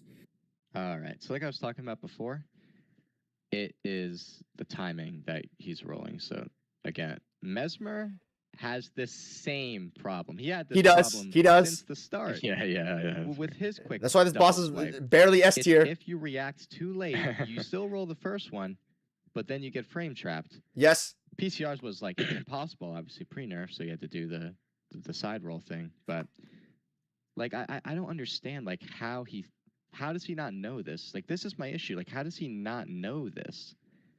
Like I don't like know. That was like the issue. It's not like the boss, I guess. It was okay. So is your point more so that the other bosses in the game have this exact same problem, or was your? I was confused, like just how you, but you were just saying it was inconsistent, but like I was just confused how you didn't know that it was just you were rolling too late on the first one. Like you just reacted to it too late. Oh no, I know that much, but the issue is that with, I guess this is something more personal. The amount of times you have to react within a fraction of a second to react to different reaction checks is slightly different. Like how you roll his cross slash is different from how you roll like his other like combos, like you know the X slash he does that's just like instant, like it's just like a one hit. Yeah. The way you react to those two attacks is different. So the discernible amount of time you have to react to those two moves, then when you have that happen, the discernible time you have to do that conflicts with the cross slash, because when you have so many reaction checks in neutral, sometimes you react a little bit later because you have to have some form of hesitation when you have so many reaction checks. You have to identify the animation, and I am rolling late for that. It is partly a reaction time issue, but I guess when that's the case, you do, at least for me, if you have to have a moment of hesitation and you're juggling so many reaction checks in neutral, there is a chance that move can become a frame trap because you have to have hesitation when dodging that attack. It is more likely for it to happen. I don't think that's a good thing. I don't think a boss should have two reaction checks that could roll catch you. It is super demanding. It is technically fair if you can react fast enough, and it doesn't happen all of the time. But still, the attack's timing, for me personally, is far too stringent to where that example can happen too often. Yeah, that has happened to me a few times earlier on in my like I guess practice. I don't know. I did mention like 2 seconds later, like you can roll like you were rolling like into the second blade, so like you were giving yourself less time. You know what I mean? To roll. Yeah. Again. It's also so, like that would have been like a better fix. But again, like I already know, like cross, it comes out so fast that you just react, you just roll, like you don't even know yet, like you don't even realize, or it's too late. You already rolled to the left, so it's like fucked. Yeah. But, So it's kind of like positioning as well. Like yeah, no, if you're pre-positioned, then you can be okay with it. Well, like you try to like stay in front of him, you can see the swords, and also like obviously like since like you know that's like his worst attack, like worst meaning like most dangerous, like you probably like have it in your brain to like look out for it. You know what I mean? I don't. All of his reaction checks just fucking destroy me. I struggle with reacting to those. So wait, is your stance that when you can consistently react to that and you don't find that an issue, or do you think that there's some method you can use to somehow consistently avoid this attack, like with the like say you're always pre-positioned to the left, or you're always like watching out for that timing? Well, yeah, I don't really think the attack, like it's a hard attack, but I don't think it's an issue. Like Okay. You know, like kind of like go back to like phase one. You know, like I was like phase one is like pretty good. You know, like in general, like it's like there's nothing really too wrong with phase one, right? Yeah. Okay. Yeah. No. It's Like you know, it's just about like quick thinking and reaction time, pretty much. Like kind of what he's about. You know, yeah. Okay. Yeah. It's okay. That's the thing we can it's what disagree on because I don't think I don't think a boss should have that like I guess type of reaction check where you have two reaction checks with very identical timings to where one can sort of frame trap you. I don't think that's a good thing. But if your reaction time is fast enough, then you can do it. I've always notoriously struggled with reaction time, so it's gonna cuck me. Like my reaction time is like shit. It's like 250 milliseconds to 330. oh That's dang, I think mine's 200 like flat. It's like average. yeah. Okay. So, But it's one of those things where it's like this. You just got to get like muscle memory. You just got to play a lot. I guess like the more you play, yeah. Okay. So it's the a more it'll just ingrain in your mind. okay. So it's an issue Like, I for mean, like me, you know, but not an issue 'cause- for you. I think that's where it lies. well, it was an issue for me, but now that I have 200 hours, it's not.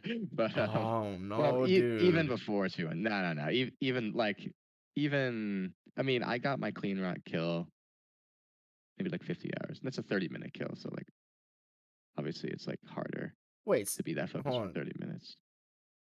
Okay, so are But you so was it an issue for you before 50 hours or like after 50 hours? Or what point did this stop becoming an issue? um well, I'm saying like it's hard because obviously like when you're doing a long kill, like you get nervous and then like it's just harder to No, focus I'm talking like about near the end. in general. When Like did I know in general, I mean it's a while ago, but I mean you practice it and then like you know I'm just sitting in the fight just forever in phase two, whatever, just playing the game, you know. Just I have no death on me and the boss. I'm just fighting the boss for like an hour or like whatever how long. okay. So like I you know I'm just playing until like I can do it on autopilot pretty much. Oh, but okay, And so then you like said I don't really remember when. Wait, what? sorry to interrupt you, but it's just like it's I kind of want to say it's like it's not the question I'm asking, so I just wanted to clarify. You said this two questions. You said this used to be an issue for you, right? Like it used to be an issue because I couldn't like I didn't have enough just like time on him. Okay, so how long Yeah, did it take for you for that problem to disappear? yeah, that's getting at. Like actually, this is a good example. I don't know why I'm even talking about the clean kill. I just could go back to when he was a pre-nerf when I practiced. Yeah, it took like 5 days for me to get like I think I had like an 8-minute kill or something Okay. in pre-nerf. And pre-nerf, you had to. It was harder to react because you're on his Yeah. right and the attack comes from the left, so you don't even see the fucking startup. So it was even harder to react back then. So now that you can stay in front of him, it should probably take a little less time. Yeah. But yeah, Okay. like five days. I don't know how long I played in those 5 days. Like I played like a pretty good amount of hours those days, but Oh it's like I don't think other bosses would be like a shorter amount of time to learn them fully. So like no, but I think okay. it's that bad. This is sort of the point that I was making. Like, this is what I thought you were gonna say. If it's not a problem for you after 50 hours, then that's a bad thing. Because if you need 50 Yeah, hours no, that would be a bad to thing. mitigate a frame trap or mitigate issues, then it's not well designed. It just means you found a way to get around it. I'm not sure how much. The reason why I'm gonna Well, leave this point actually, on the let me table. clarify. Yeah. Go ahead. Let me clarify. Sorry. Like it took me 50 hours to like never like get hit by it again. Like be like very consistent. You know what I mean? Like Yeah. like ultra. Like when I say like I can deal with this attack, I mean like I'm like not gonna get hit by it. You know what I mean? Like ever kind of. Okay. So. If that makes it like the standard's a little Okay. higher. Like if like you wanted to just like deal with the attack like most of the time, like let's say you're doing a 5-minute kill, like you just need to focus, and you'll be fine. Like I'm sure it would take way less. Yeah. Okay. It's I'd imagine. I don't know. I'm gonna leave this point on the table because I'm not. This is weird.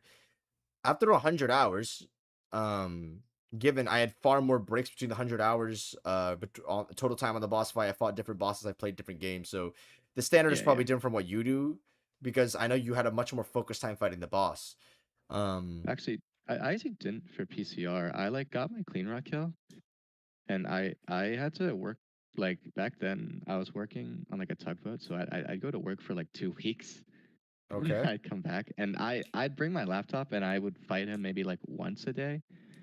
But sometimes like, and then actually, yeah, like when I would come back, I just wouldn't even want to fight him. So like, Okay. I actually like took a lot of breaks. Okay, no, it's fine then. Yeah, because I But fucked like, he off for was 6 still months. the only So boss I was fighting. Oh okay, shit! yeah. Alright, well, that's like, Yeah, no, okay. Yeah, that's a lot. after I did my I fought him on level 1 and I fucked off for 6 months afterward, and then I just forgot how to fight the boss. So I had to Well, like I redo feel him on like you stream here forget and how to there. fight any boss after 6 months. Yeah, so that's why, like I Yeah, I wouldn't be said, able to fight any of them. the time I had when it comes to holding that, the time I had when it comes to this is like it's much more isolated than yours is. So my experiences are far more fragmented and less focused. But it's just like, okay, as I said, I'm leaving this point on the table. I'm gonna try to make this succinct.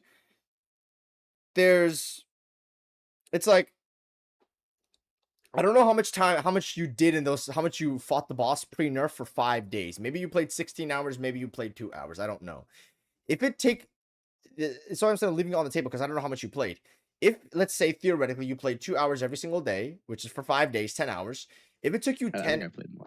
yeah, no, it's a little ball. Like, if it took you 10 hours to mitigate consistent issues with the boss, that is fine because this is one of the hardest bosses they've ever made. If let's say you played 16 hours every single day, 5 days. Oh Jesus, is that even possible? A lot. I don't know what the fuck the math is on that. 16 times 5 is 80. If you spend 80 hours to mitigate There's no way. consistent issues with the boss, and that's terrible. So I don't know if, I mean, I still view the thing as an issue because I don't think that the reaction should exist to begin with. But depending on how much time you spent with the boss, if it took you 40 hours to, I don't know, yes, there's no point in debating it because I don't think even you knew the specific time slot you had to consistently avoid that. Especially because it was pre-nerf, because the telegraph is different if you're just always on his right side. Nerf was pretty But rough. yeah, as I said, I'm leaving this on the table because depending on how long it took you to deal with these consistent issues, then it's either a fine thing that just takes some refinement, or it's a horrendous thing that takes you 50 hours to even get by a neutral frame trap, which is what it was back then, but it's more fine now. So as I said, there's no point in arguing it, but I'm just throwing that out there. Well, I'm remembering more now because yeah, I remember after I did all that stuff, like pretty much like a year later, like it was 6 months ago when I started, or like 7 months ago, I guess, when I started doing the like those long PCR kills. Like I hadn't really played the game since, so it's like I pretty much came back after a long break too. Okay. And like I was getting like at first I was like not even gonna do the clean run kill. Like I was just gonna do the balls, like the hour and 30-minute long kill. Okay. It's like I was just practicing for that. And then once I started getting like 30 to 40-minute attempts, I was like, wait, let me just do this clean run kill real quick. But my point is like what was I gonna say? Like it didn't like it shouldn't really take longer. Like I think like 10 hours, like if you have 10 hours practicing, like you should be good on like almost any boss to do like a shorter kill, you know. I guess I don't know. Different people learn at different rates and do different things. Yeah, But obviously it's fine. It's like good practice. Yeah. Like, Okay. Yeah. should be. No, I get it. I Okay. guess because she should continue. Yeah. Okay. Part of the like the more joking part, but like this, it's just reacting late. And also another thing, he's rolling to the left, which is into the other sword, so he's giving himself less time to roll again. Yeah, we if already he rolled discussed to this. the right, to the right, he would be giving himself more time to be able to get out of the first roll and into the second one. So this is just kind of big mistake from him. His Light of Mikola is a really cool attack, but there's some stupid. This is petty as fuck. When you look at him, where the shine off his Light of Mikola was a big problem. Startup. And seeing through that on top of the straight random shit in the arena is like dunking my eyes into a water tank and trying to see out the other side. I don't like the visibility of this. It has the visual clutter issue. Why do you make it harder for me to see? Yeah, that and you like can use this to combo and you just like other attacks, sometimes he'll random, awesome. And these things can spawn outside of your FOV damn near, and you can't punish this move consistently. Part of my issue with this move is that it's another running away attack in a fight where half the moves require you to run away. No other boss in Elden Ring is this bad at this. How can you have any semblance of flow in a boss fight when half of your moves are about either running away to avoid them or where he runs away and you have to catch up to him? All right, I'm not gonna blame him for this one because obviously I'm like the only person who even knows about the Light of Mikula like tech thing that I do. But The stand if you want to behind know him more and about shit. that, I explained it in the Clanky vid. I mean, I explained it a little bit, and I think you should be able to see it in one of the kills that I'm doing with the Swyhander in the background. Oh shit! But, Yeah, see, it's he just just you. canceled You the run stomp. behind him, and then he Did has he? to What turn the fuck? around to face you. So you but, Wait, skip back that's like 10 just seconds. you run behind. Wait, back Oh, with the oh, he Swyhander did in it. the He just did background. it. Okay, there you go. Wait, but skip back like Seconds just to see.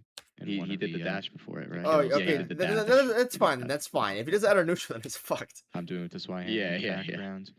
But it's just you run behind him, and then he has to turn around to face you. So you can run back in, and then he only does close range moves, so it's like super safe.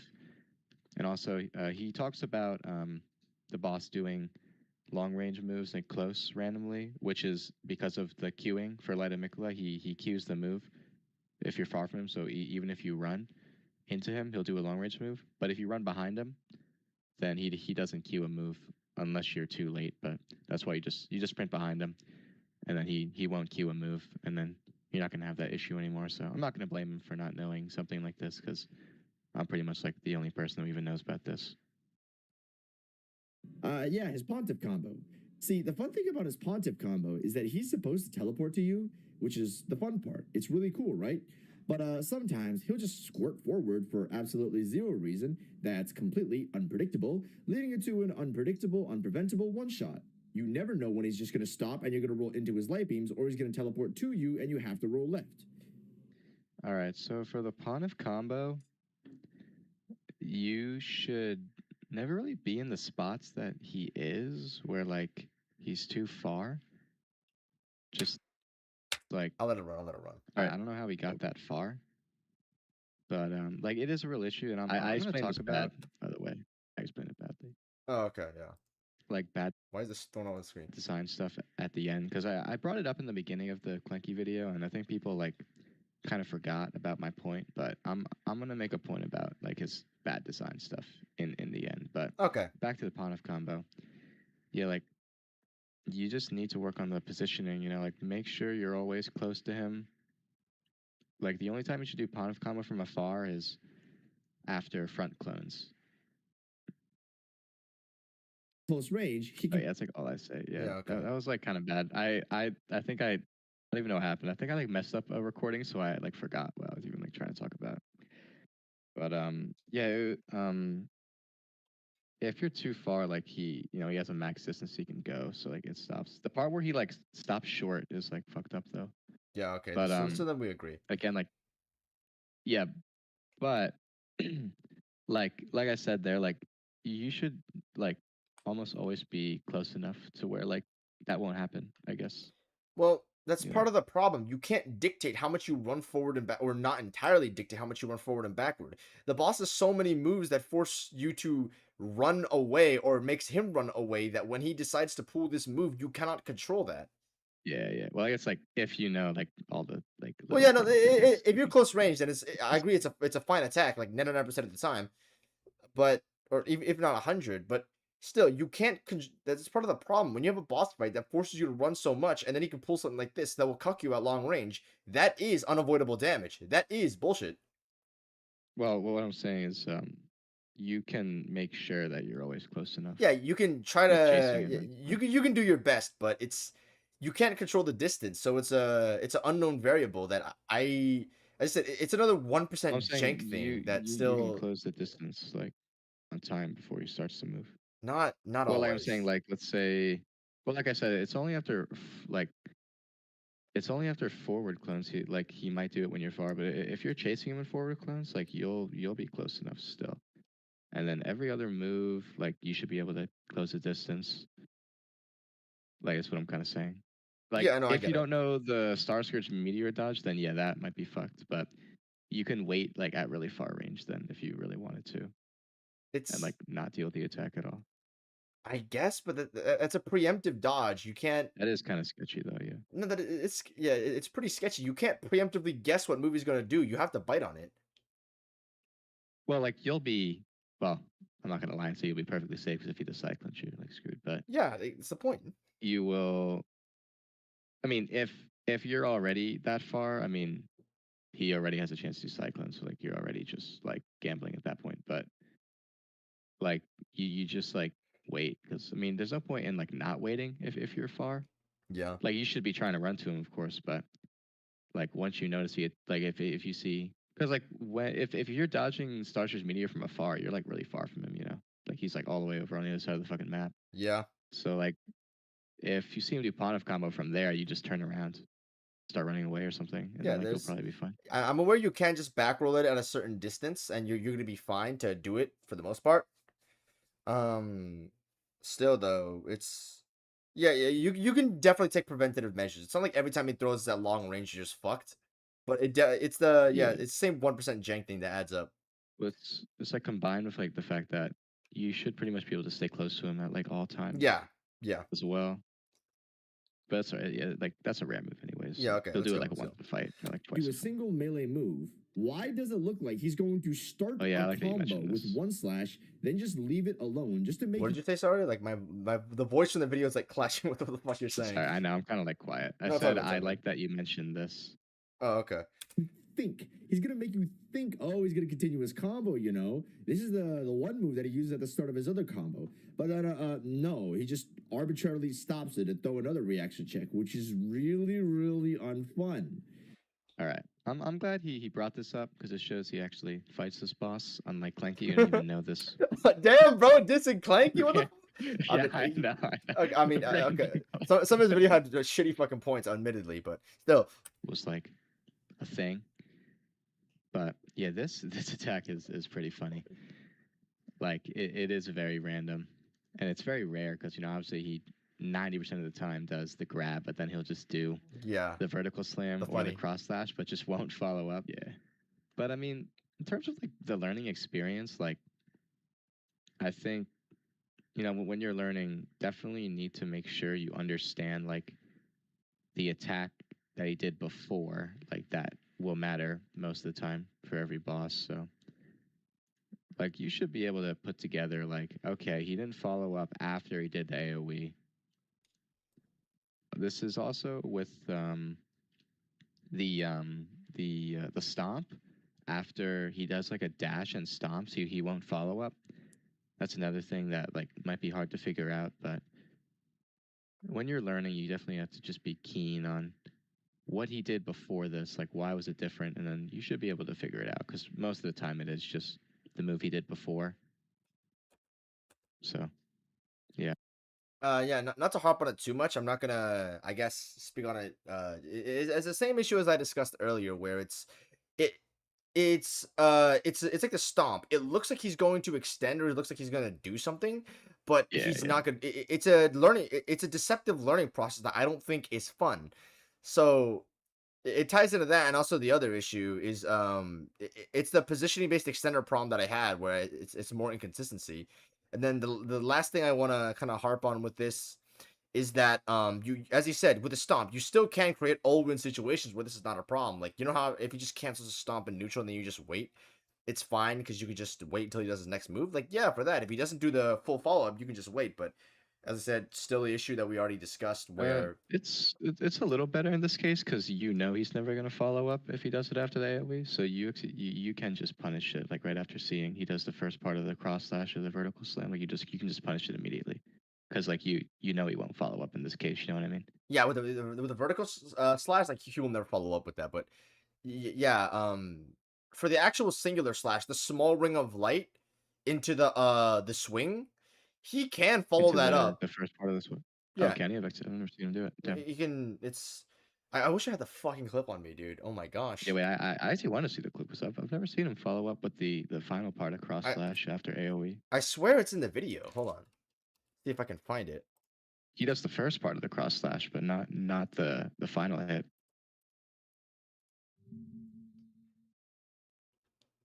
Hold on. I think I can freaking find it. Well, wasn't it just at that part when you were talking about it, or no? No, it's Was it somewhere else? it's in that section, but it's not displayed on your screen because you're responding to my argument. You're not like I don't know. Oh. Yeah, it's this move right here. Oh. Yes, he can that follow this up stuff? with this.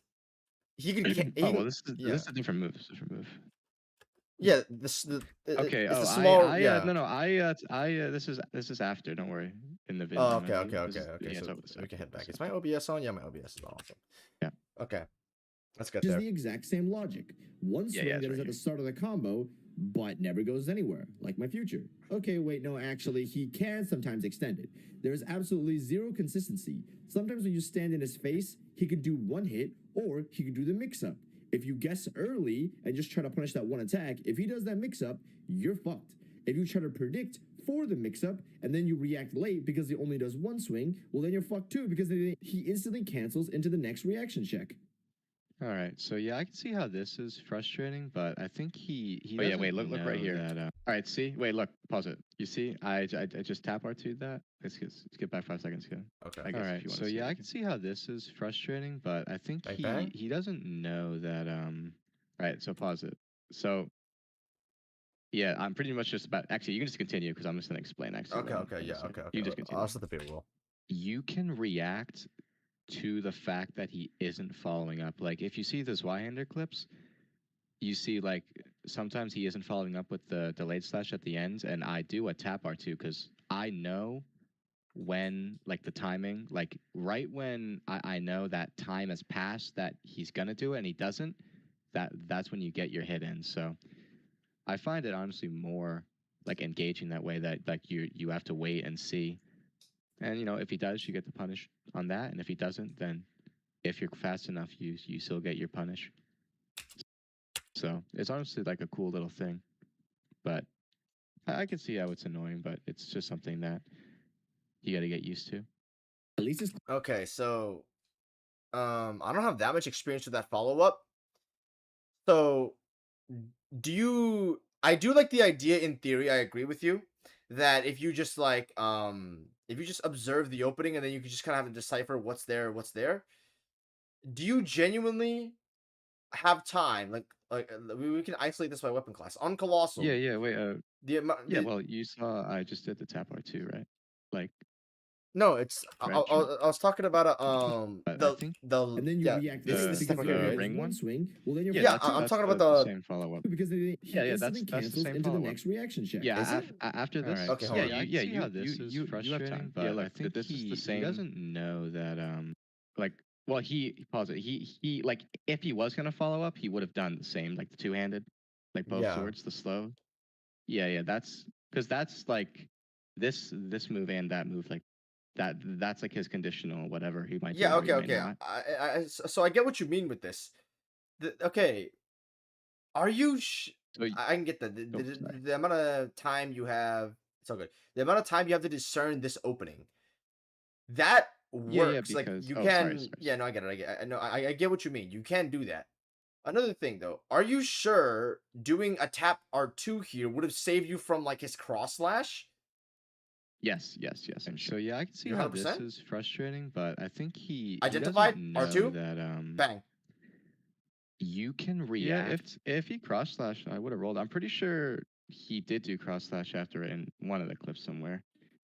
Okay. But, yeah, like Rolana actually has the same thing, like with in like phase 2, after she does that like down slash, you know, she can do the thrust and stuff into the other moves. Yeah, okay. You know what I'm talking about? Okay, so if, like if it is sorry, go ahead. I was gonna say in like my like whatever kill for Rolana, like after I jump attack the little down slash, like if I notice she doesn't do the thrust, I can do another like charge dart too. But if she does do the thrust, you know, you just strafe the rest of the moves and stuff. Okay. So it's just like a cool like reactive thing. Yeah, no, I like that. It's like Melania's like rot slams in phase 2. You just have to you kind of have to like, I don't know what to call it, but reactions like that do exist. It's if it is truly decipherable that you can just react to what follow up the boss is doing and what it's not doing, and then you'll always have time to be safe afterward. Okay, yeah, then that's fair.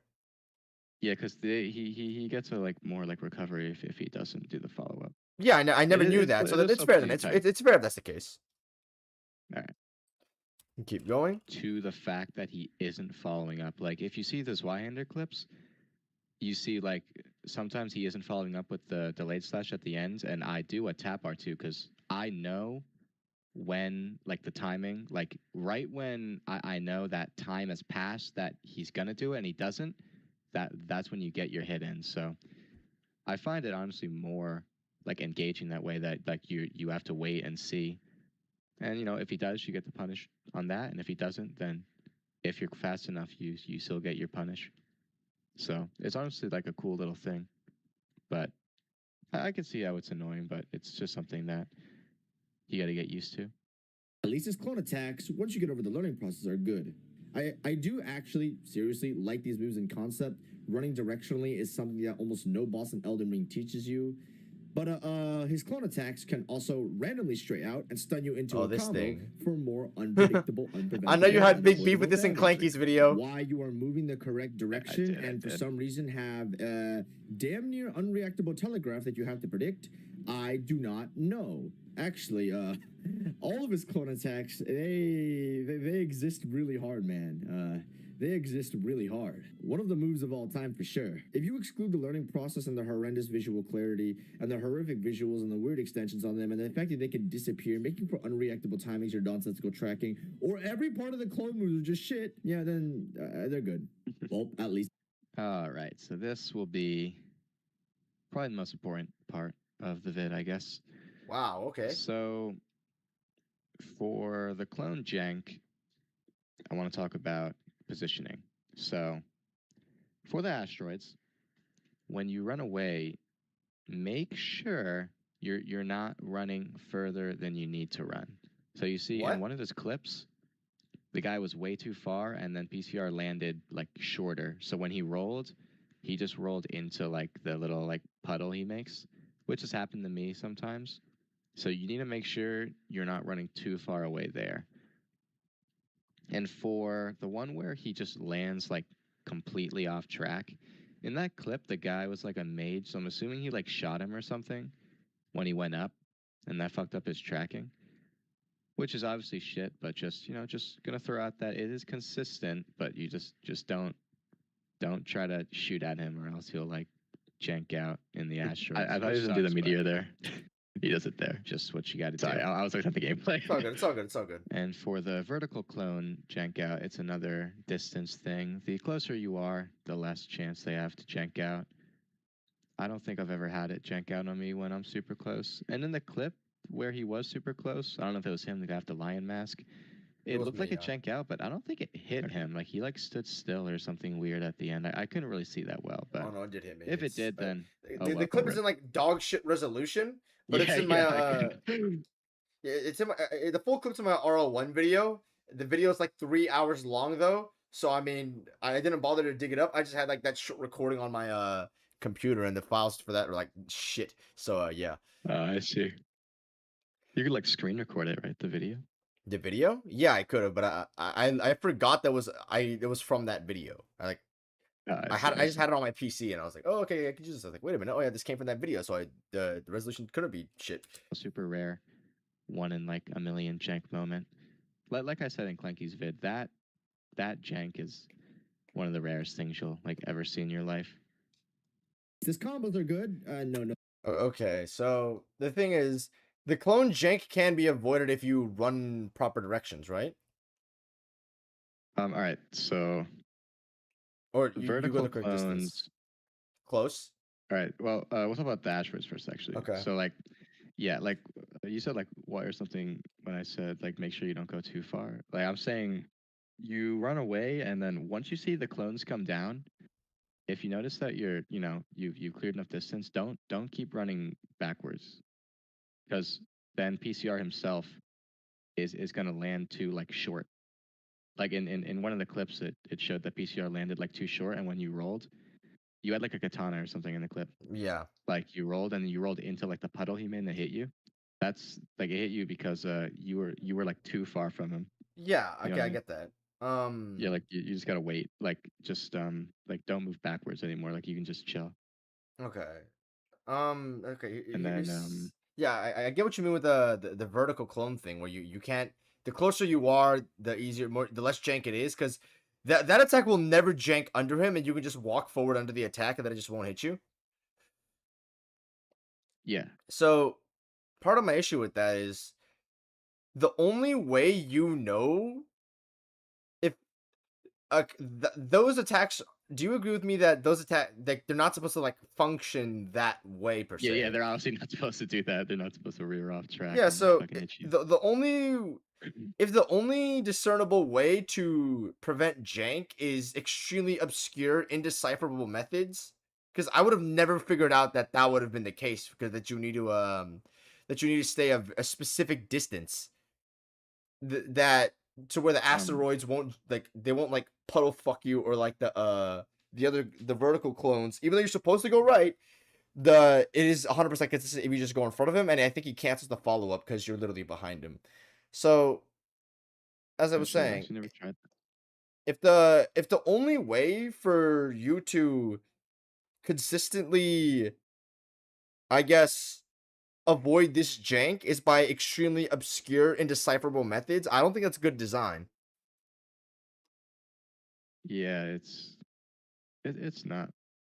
Again, like the vertical clones, like even if you're whatever further like spam rolling to the right, like I don't.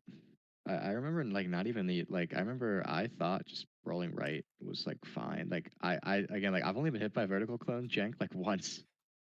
So like it was kind of like I always find it silly when like it gets added To the list, to like that to the list. But yeah, again, your point is like there's a list. It's not just one thing. So I understand. yeah. I forgot? I didn't watch Clanky's full video. Did Clanky try to use that as a main argument?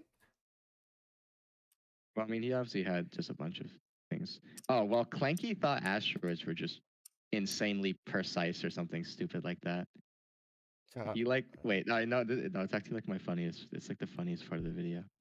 He's like I don't know if this is the arena or if this attack is just shit or something. And it's like it's just asteroids. I don't know. The way he deals with asteroids is like really hard to watch. I can't lie. What does he? What He, is he like face rolling that shit or something? well, no, he like just runs into like a wall and then like he's like, look, I'm in such a bad spot now. When like he could have just walked to the left while the clones were coming down because he already cleared the clones, you know. Yeah. So like once the clones are coming down, you can just move more to the center of the arena, and then you're fine. Yeah. But like Clanky like continues to run back even though he's already cleared the clones. Like he's like double the distance he needed in one of the clips, and then like they end up in like the corner, and he's like, "Look, I'm in the corner now." It's like, bruh, Yeah, you as I could have said, been in the middle of the he arena, makes some but you just chose to go to the corner. he makes some pretty poo poo points in that video from here and there. So yeah, let's keep going. No, they're not. They're some of the Alright, worst yeah, moves yeah. in the game, actually. One of his combos has him do a rock pull-up attack in phase 1, which is a randomized Oh, this hitbox. part's Every time he does this attack, it literally has a randomized hitbox. Yep. Every time he slams the floor, the hitbox is different. So sometimes you can roll it and be fine, and other times it will roll catch you, and you will have zero idea why. Why this attack just couldn't be one consistent pull-up, I have zero clue. You will literally try to outposition this attack and die to invisible, nonsensical hitboxes, because yes, the hitbox is immensely inaccurate from the visual. Why? Also, yeah, we can ignore this weird sphere pull-up hitbox. This is me being a too. bit petty and condescending. Alright, Like the so hitbox doesn't really matter. It Kind doesn't of one matter. of the sillier things he talks about, honestly. It's not inconsistent, like it's inconsistent, I guess, how the hitbox spawns, but Yes. I mean, again, I don't know why he's rolling into it, man. I like positioning, man, straves. Like, why doesn't he know any of this? I don't know, but oops. Anyways, I mean, just watch my my 80-minute kill or my 30-minute kill of clean run. I think the clean run one's better because it shows that I queue a CR2 like earlier too to show like it's perfectly consistent and it's really easy. Like you roll the slam and then you just walk behind him and just don't get super close. Like just be in a safe a safe spot, like a safe distance, and you're never gonna get hit by it. Like this is just a little silly, man. main mechanic behind it is pretty silly, I will admit. Yeah, I feel like that yeah. one was probably one of the worst. Because yeah, No, it's just you it's good just to be like honest. you just sit behind him and like you're fine. Well, Like if you want to roll into it, maybe it's an issue, but you just sit behind him. I Like, guess you're so. chilling, going in. we can ignore this weird A little bit, yeah, but it's like I'm behind him in this clip and I'm dying. How? Well, you're like behind him, like touching him. You know, like be like a little bit of distance behind him. You know, because the rock pull up like you should. I actually did die like when I was first starting to do the kills. I did die like this. I think like a few times.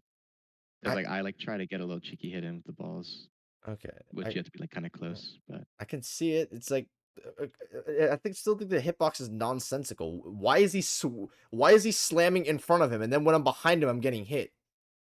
well, it's still AOE earthquake thing kind of. There's no visual displaying that. Well, it's like there's the rock. There's no rock on me, Little rock dude. coming up. There's no rock. Oh yeah. There's nothing Oh, I hitting me. guess not. I'm dying to invisible hitboxes. All right. Well, wait. Play the clip from the. Just like skip back 5 seconds. Let me see the whole. be one whole consistent thing. pull-up, I have zero clue. You will literally try to outposition this attack. Yeah. Well, I think your iframes end. It's like the part that's kind of like behind you, like hits you. I think. Yeah, it's know? like it's a not little like bit of the point I made with. Like it's like I guess, but you know, it's why? like it did hit you. Like you gotta just. I don't know. Yeah. Not Okay. roll into it. I it's okay. The hitbox is nonsensical. That's all I gotta say. It's yeah. Okay. It's if you okay if you. You can okay. I will say it's the same thing as always. If you just roll this is 90% of the time the attack is fine. You can just roll it or outposition it, and you won't have an issue. It's just yes, it's the 1% jank that leads to the 50%. Yeah. Also, Well, I think like at the end, I kind of want to make like a little doc and like we'll list like all the jank, and then I want to see how much of the jank is avoidable to see like how much jank really matters. okay. I guess if that makes sense. Keep going with this. Anyways, I mean, just watch my. It's perfectly consistent and it's really easy. Like you roll the slam, be in a safe spot, like a safe distance, and you're never gonna get hit by it. Like this is just a little silly, man.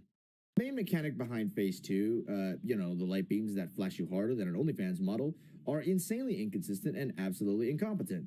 Pinky Mocha pointed this out in his video, but in short, the way the light beams are supposed to come out are completely random and depend on the arena. Taking a look at the actual hitboxes, these are small particles that fly out depending on the curves of the arena. If the arena is flat, it's consistent. If the arena is wobbly and slanted, then fuck me, just throw the controller up in the air and hope for the best. Because you could avoid an attack the exact same way 9 times out of 10, and then on the 10th try for absolutely zero reason, you will be punished for rolling the correct direction. Let that sink in for a second. Having literal perfect correct gameplay still punishes the player. Absolutely insulting. Alrighty, here we go again with the light beams. Okay. So in my 80-minute kill, I avoid the light beams, obviously. And it's an 80-minute long kill, so it is not luck. you cannot get lucky for an hour and 30 minutes straight. So, listen. I know it's frustrating, but you need to understand there is a way to roll where you will avoid it every time. And figuring that out really isn't that bad. It really isn't that bad. It didn't take me 200 hours to figure that out. It took me 200 hours to figure out some other things, and it was just grinding because the kill was hard because it's 80 minutes long. You just roll into him for the most part, and the hardest one is the cross slash because of the camera sometimes. But that's really it. You just roll into him and past him.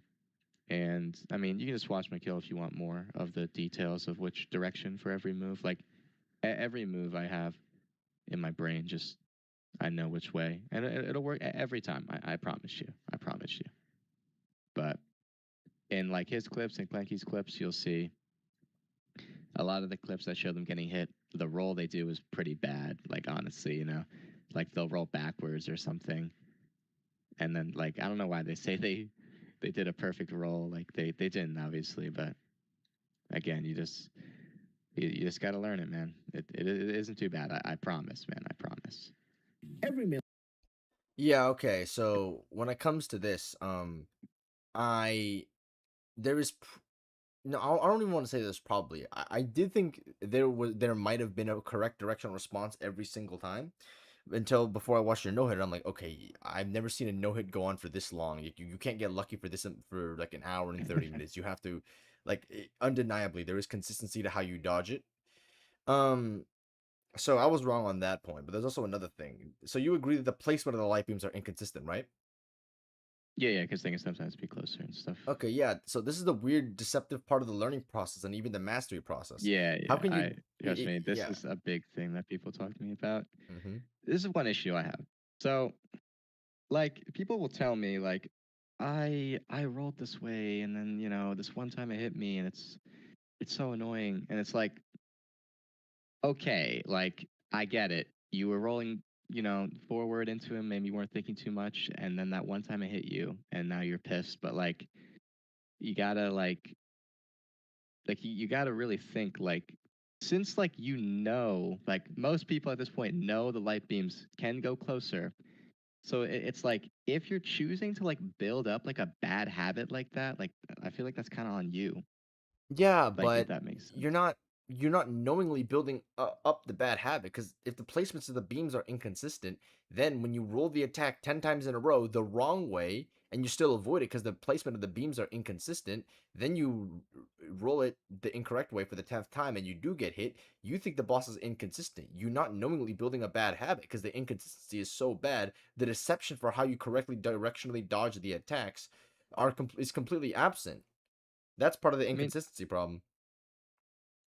if you think about it, like I feel like you just gotta think about it. Like, all right, the light beams can sometimes be close to him, like touching him. So like, how do I avoid this? And it's like, all right, so like the light beams are never gonna fucking go behind him. Yeah. So like, obviously, it's like think about it. It's like, all right, just try to roll like kind of past him, and that's like boom, insane revelation. I don't Yeah, know. no, it's I see what you're saying And because also, if you there's one other thing. yeah, go ahead, sorry. Like other thing. I mean, I already know it's like adding to the list still, but like getting hit by the light beams coming close are like they're also still like pretty rare, I guess. I mean, it Yeah. depends. Like I know the biggest thing is the cross slash one. The cross. I think a lot of people say they rolled it the same way, but since cross slash can like fuck up your camera, it like makes you roll like the way you Yeah. didn't want to The roll. wrong You know. direction.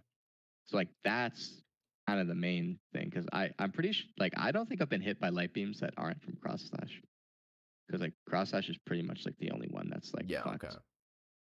But cross slash, like if you roll like into him, like it like looks good, like because like the beams are like nowhere near you, so like it's pretty good. Like cross slash, like again, because since cross slash is already as fast as attack, it's hard to react and then roll the way you want. So yeah, that's like probably the biggest, like the hardest thing to him is reacting to cross slash and then like rolling properly every time. Yeah, But I don't know. I okay. feel like That's the light fair. beams get like way too much like I think they're another kind of over exaggerated thing because like it's already rare enough that they'll like Jank close out. in and hit you. Yeah, check out, and then like I already know most people don't really put in that much like effort into trying to like figure out a way. And I mean, I know What's you just said like how are they supposed to know? But yeah, that's part of the problem. I mean, it's like when you get hit, you gotta like think about it. Yeah, I feel like okay, people yeah. just get hit by PCR and then they're just like, guess it was bullshit or something.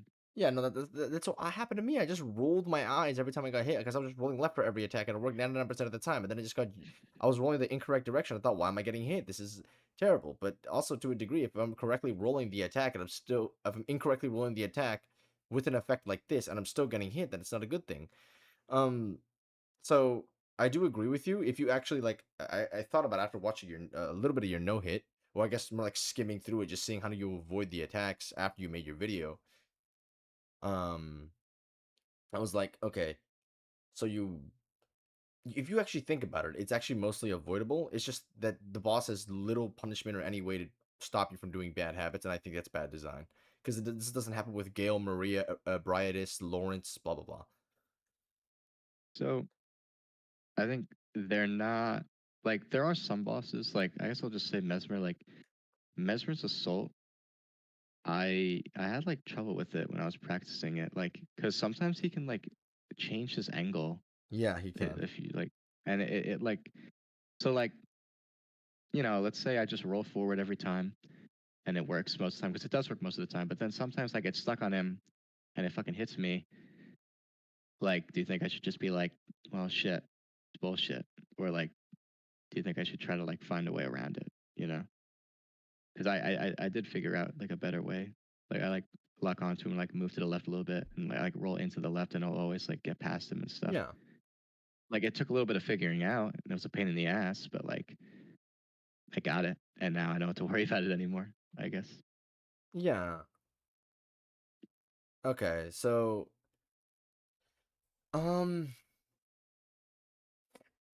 I guess your stance is in general that it's not a it's something that can definitely be circumvented if you just actually like learn it, it's fine, but just the actual process for learning there is a bit troubling. Would you agree with that or no?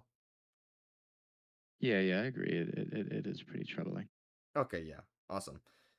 So then okay, that's something we can agree on then, because I them having a correct direction every single time in general, regardless of the jank, there's something that's so like the correct rules and things you can do is so over correctional to the jank that it doesn't matter. But yeah, okay. Melee attack is a bad hitbox. You cannot jump or duck under a single hit in this boss fight, at least not consistently. Look how horrifically oversized these shits are. You can literally die through attacks you thought you strafed, but nope. Invisible, oversized hitboxes on pretty much every single attack. How is every single attack a bad hitbox? You can get slapped by shit that hits you right there. way earlier than it should. Super Pretty goat. much removing all other My dynamic fucking ways hero, to play. bro. It's the reason why I'm doing all this shit to begin with. Just feels like the antithesis dang. of Elden Ring's combat. And look, I kind of get what they were going for here. They wanted a super hard challenge that forced the player to master the basics of rolling. But come on, man. Margit, the first boss of the game, mechanically tests the player way harder than this guy. That boss actually has positional responses on a roll-to-roll basis mid-combo, heal reads, force strafes, jumpables, low-profilables, and immensely responsive AI to where you stand and what you're doing. Such primitive AI in comparison is just like, what the fuck? Did they just fire every developer who worked on Rolana's hitboxes on PCR or Armored Core 6? I just don't see how having less ways to play and the same boring responses of roll left or run away is just supposed to be what I'm expecting or what I should receive from my final DLC Elden Ring boss. I'm sorry, I don't know how much I can get this over my head. All right, so this part is a pretty good point. That's why, like, I do like this guy, honestly. Like, you know, Yay, I'm better than Clanky. He like is good, obviously. I really just think he probably just came into PCR with that kind of mindset that this boss is just shit or something, you know. And I don't know, like he obviously is into like jumps and like ducks. Yeah. It seems like he doesn't look for strafes too much, which I guess No, I'm not a big may have strafer. been the, I'm the the jump issue duck with guy for this. sure though. So, I mean, you know, with I like the strafes strafes he and has, the ducks. blood Jumps, flame not- blade, and I the don't really like two jumps too slashes much. and the vertical Ooh. clone strafe. Spicy. And then after the vertical clone strafe and you roll, It's you know, just he does 'cause they the waste, double like, more slash stamina. thing again. You can strafe that. And then with the meteor eye frame, like there are still a lot of cool things you can do to make this fight more fun. So I hope he tries it out, but who knows? There's also the pawn of combo strafe, which I forgot to add, which for some weapons you can get a hit in between, which is cool. Oh, yeah, I guess I forgot. I think I added some in between, so I forgot to add gameplay. Oops. No, it's all good. It's all good. Yeah, I'm not saying there's no depth with the boss, just not enough to leave me satisfied. I think it's the bottom line. Because as I'm super big on the low profiles and the jumps when it comes to that's my general criteria for the general most fun way to play a boss fight is big on jumps. So PCR not having that in general is something that I'm really like. It's a giant turnoff. I'm not too experienced on the strafe thing. It doesn't come to my head too easily. So that's just generally what it is. Yeah, I do think you raised some valid points about the depth thing though, because the way you can strafe and deal with some of his attacks, I still think it's a little bit. I don't want to say shallow because it's not shallow. It's another way to play the boss that's interesting on specific weapons. It changes, but I think it adds like it's a enough to make them like interesting. Because you already have to just like react quickly, so it's kind of just like you just those extra things help. And also, I mean, for me, like a boss being good is it's all like engagement. Like yeah, I'm just big on like engagement, like having to like use your brain yeah, and okay. like focus. So So that's just me. yeah, I guess the If depth. you like ducks, though, you should do Mitra. He's fucking insane with the ducks. Yes. So I guess the bigger point is that he doesn't have enough depth in a way that appeals to me, nor a high enough amount of quantity to leave me satisfied. Does that make sense? Yeah. Okay, awesome. Yeah, that does make sense. I think some of his like depth. Like, I mean, I don't know if you see this as depth, but like maybe like the meteor iframe or like Yeah, no, it is an alternative, deeper way to engage with the light boss of fight. Nicola thing. Yeah, just like Yeah, things no. to do that. I feel like it makes up for it, but I don't. Yeah, okay. It's just opinions at this point, like Yeah. preference. The camera is absolutely horrific and one of the worst of the series. It goes under him and also can sometimes go over him, and it just feels so unstable, so that it's so hard for me to actually tell what's going on. Yeah, And that's while fucked yes, up. you can't just memorize every attack and then just respond accordingly, why does this have to be the case? Why does this camera have to flip up and down? Imagine this was the standard for every Elden Ring boss fight. Imagine fighting Soldier of Godric, but with every swing, your camera flips up and down 180 left and right. Nobody should be fine with this being Consort Radahn's camera. If you're fine with Consort Radahn's camera being this wacky, put this on every single enemy and boss and NPC in the entire game, and then just tell me how fun that is. No, I don't care for the lore that it makes him seem imposing. Look, he's standing above me. He has more aura. If I literally can't see what the fuck he's about to do, then it's terrible. No amount of story is ever going to save me getting one shot off the screen. Oh yeah, the camera could just also randomly do flips and 360s around him for zero reason, throwing off your roll direction, tossing you into unpredictable, more unpreventable, more unavoidable damage because why not? Why not? No boss in FromSoft history has a camera that has 360s. Why? Even on stationary attacks, how is the camera doing 360s? All right, so for the camera, it's again like mostly positional problem. This is definitely not as bad as people who complain about like dragon cameras when they're like literally hugging the dragon's penis. Like obviously that's just like insane Fire, cope. Like dude. this makes more sense, but you just need to like you don't want to hug PCR like touching him. Like you want to be close, but you want to be back enough to where you can see the swords. And when you roll, like it matters too. Like if you look at my kill, like the camera, like it looks very controlled because I'm just making sure the camera's not going to jank out. The camera's only going to jank out on the cross slash, which sucks because that could mess up your roll and you'll roll into the light beam. But like I know it can jank out, so the way I roll, like I can see if the camera janks out, I'll like move my stick in a way to where I'll still roll the way I want, which is like an adaptation thing. Which yeah, maybe I shouldn't have to do it, but it is what it is. But the camera's not the worst thing ever. I didn't mention this, but Yeah. I guess like when you were rolling the Pontiff combo and fucked your camera up, like you did kind of fuck yourself, like Hard strafe, walking into hard him, left. and yeah, I mean like you like walked like touching him, and then like you rolled like you rolled a weird direction, and then he also like jumped towards you, so that just like completely like fucked the camera up like Yeah, no. crazy. Okay, it's it was like a little bit of like just positional like error. yeah, no, it's a little bit on me for that, but still though, I guess part of my issue is that at least my interpretation, since the light beams can jank so close to you, my interpretation for the boss fight was always to just like be like sniffing distance from his nuts at all times, which is also partially why the camera 360s.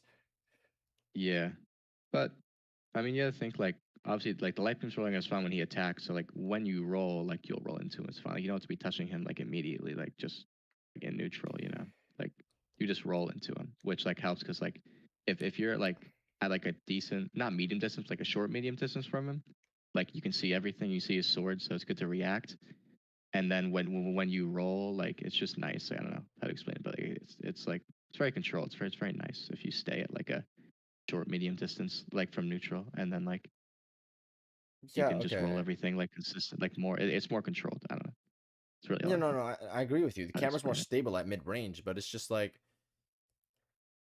um, I guess it's more of an interpretation thing. It's the same thing with the light beams. The entire time the light beams tell me that I should be point blank to him, and for you how I interpreted the light beam problem with it's just bullshit inconsistent because of the arena.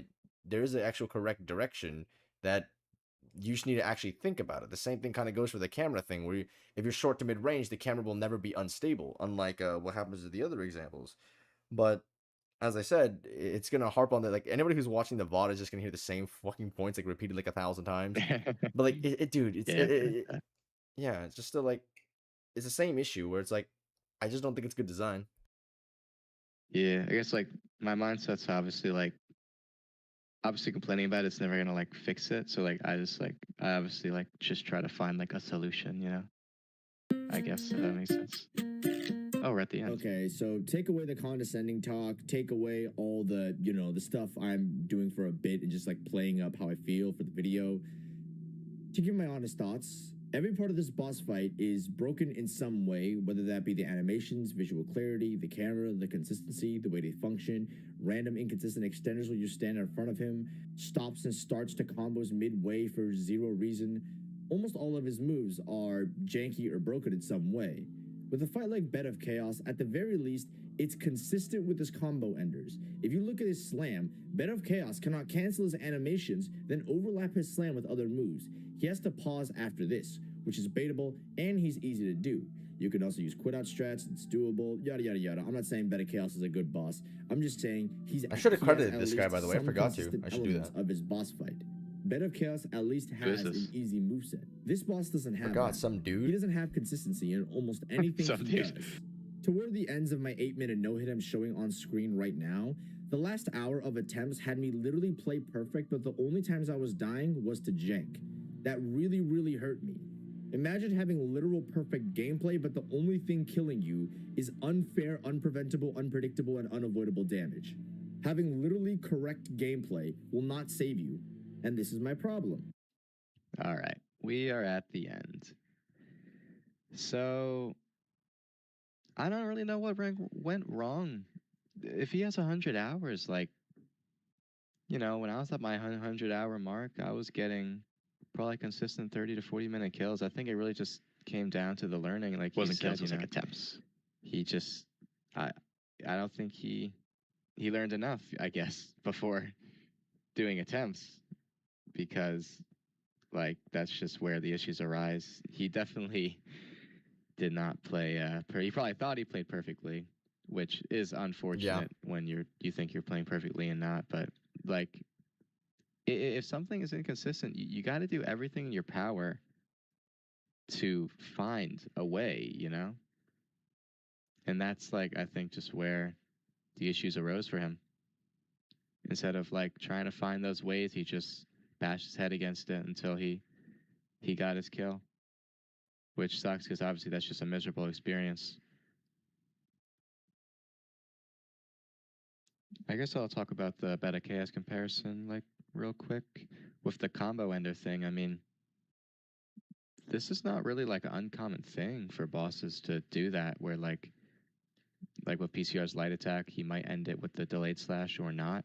I mean, like in phase 2, when Rolana does that down slash in phase 2, she'll sometimes do the thrust and continue, or sometimes she'll end the combo right there. So, like, this isn't really like an uncommon thing. It's it's a normal thing. Like, so sometimes they'll end it and then you react and punish, or you wait and see if they follow up and then you punish the follow up. All right, last thing, I was going to talk about the bad design thing. I brought it up in the beginning of Clanky's video, but I didn't explain it too well, so I'll explain it better here. Like, I know a lot of people are going to watch this and think, like, dude, you have to do so much to avoid the jank. You have to do so much. This shit is just stupid. But it really isn't, And the reason why PCR is still good without, like, the good design is because the way you fight him is still the same. You know, if you watch my kill, the fight still flows. You're still getting all your punishes. You just have to understand what to do. If we look at a fight like Jory, yeah, not very exciting, not very engaging.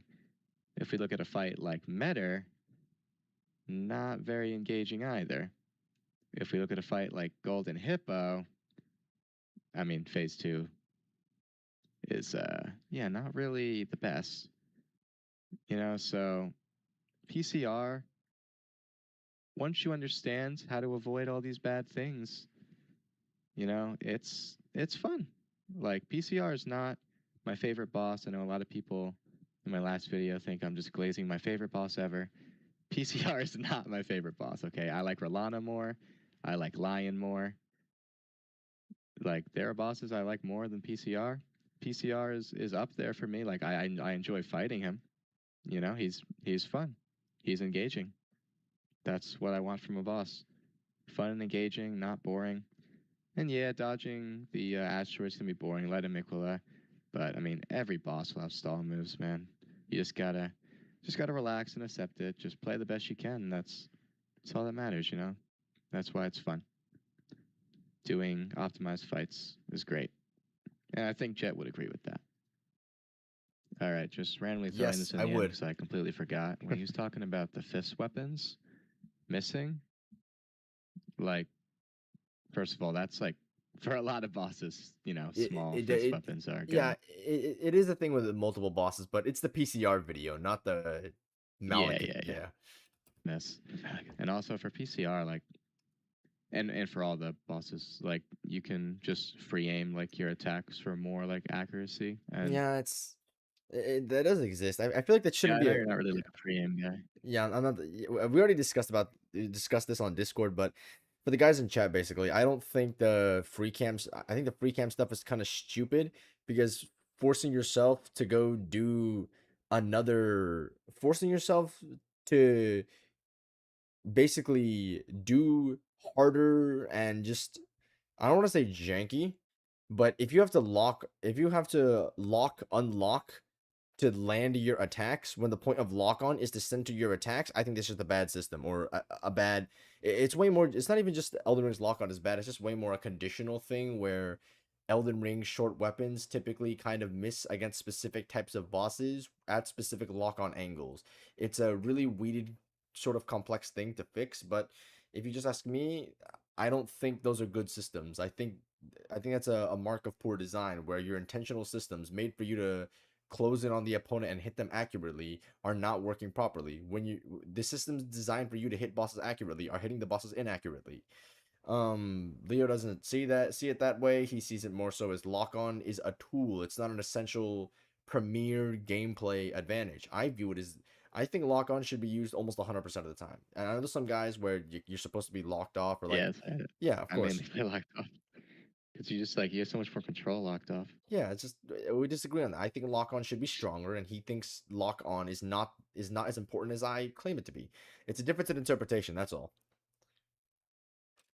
That's good. I find it like more fun. Again, just more engagement. Like, you know, you're just doing more, so it's just more engaging. And maybe you don't like it, but I don't know, it's something you get used to, and it's pretty fun. Like, you see, I use balls in my long kill, so it's definitely possible. Like, it's good. And yeah, you'll miss sometimes, and it sucks, but I mean, it's not really a specifically PCR thing. It's like every boss has that problem. All right, so that's the end. Jesus, this video is longer. I decided to put more context, like from his videos in than the Clanky one. But again, I don't hate this guy. I like this guy way more than Clanky. I just think something definitely went wrong with the practice and stuff. Definitely just not enough. It's the figuring things. It's the light beam thing. That was kind of my biggest issue. Where I only found out about the light beam, the consistency thing after watching your video, after Clanky made his video, and I started making my PCR video after Clanky. I started making my video after Clanky made his video, but that was before you made your response. So, fart. Nah, it's fine. I mean, I pretty much only really had to go crazy on the light beams because I had to do that long kill. I remember like the clean rock kill, like sometimes I get hit by the light beams too, and I was like, bruh. But like eventually I just figured it all out, I guess. He's out, especially since like he knows oL3Oo, it seems, since he put it in like that one picture. So like he could have seen this kill and seen the strafes and stuff. So I don't really know like what happened, but I really hope he watches this and maybe tries PCR again with some of the cooler strafes and punishes, you know, because that's like it's fun, you know. It's fun fighting a boss. Good.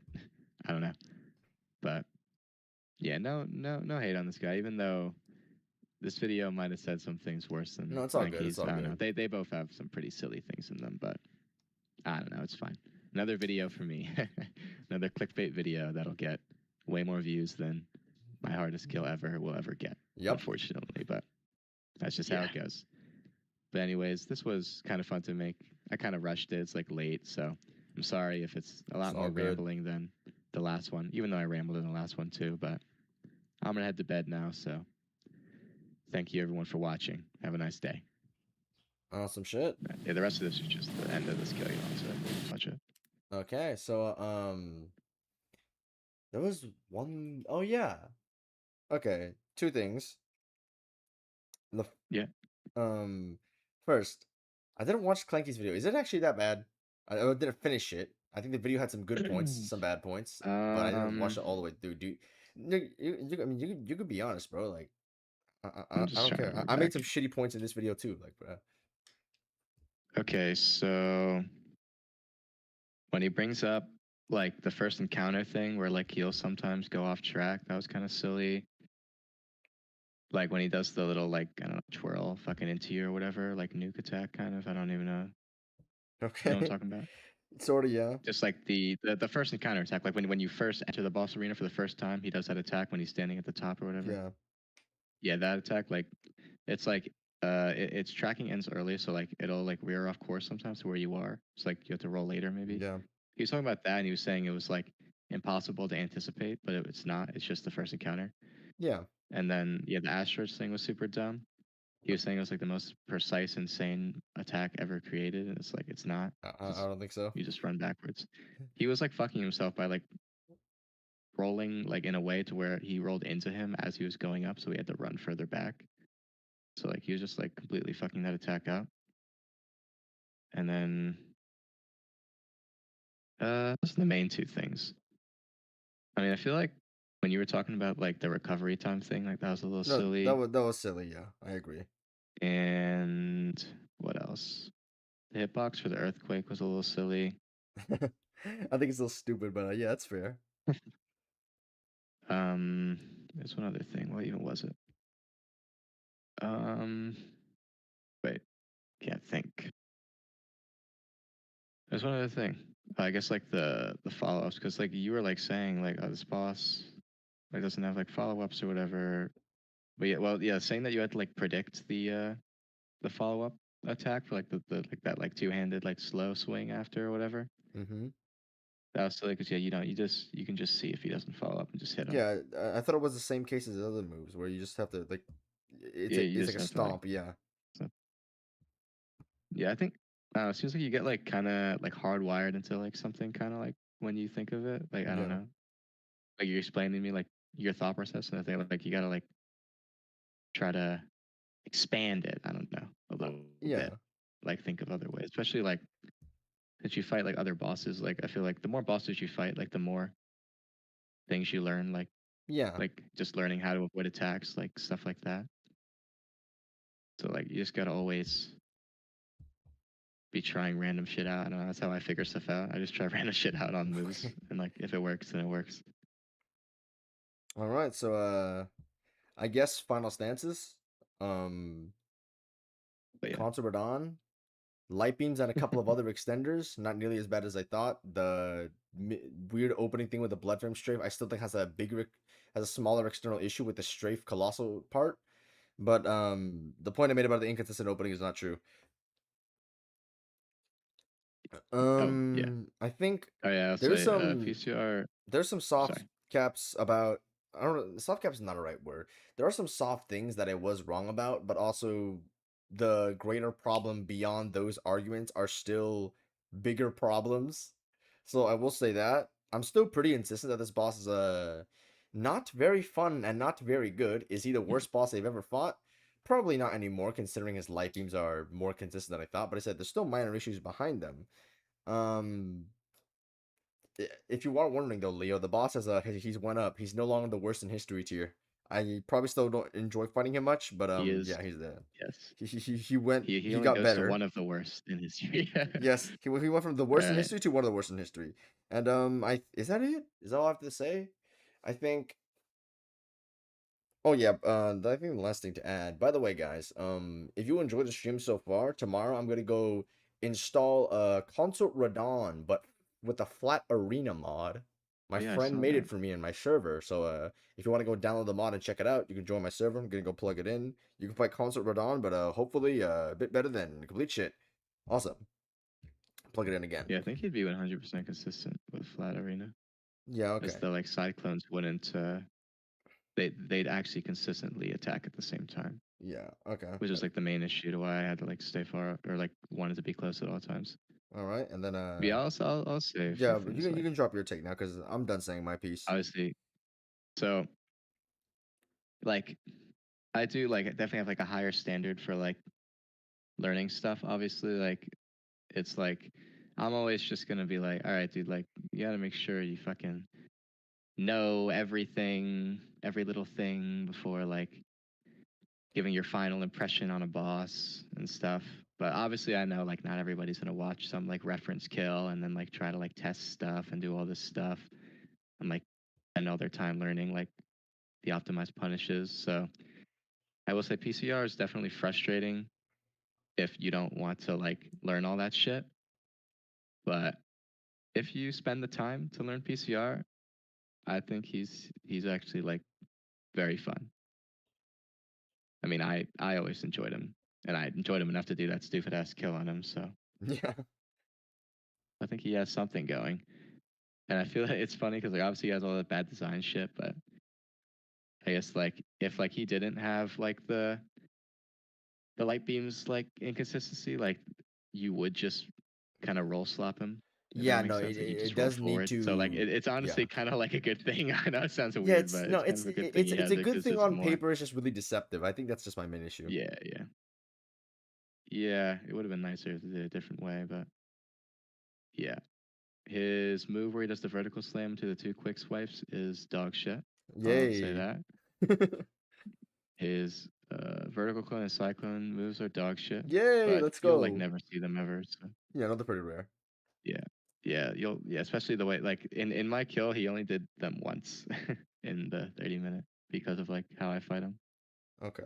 So if you, but again, it's like yeah, you just have to learn it. But yeah, I find doing the light amygdala thing and dodging the meteor and stuff is cool, like tech stuff. Yeah. Even though like you'd probably never figure it out by yourself. I never figured that out by myself. Yeah. Yeah, I didn't figure the meteor out by myself, but yeah, the light amygdala thing.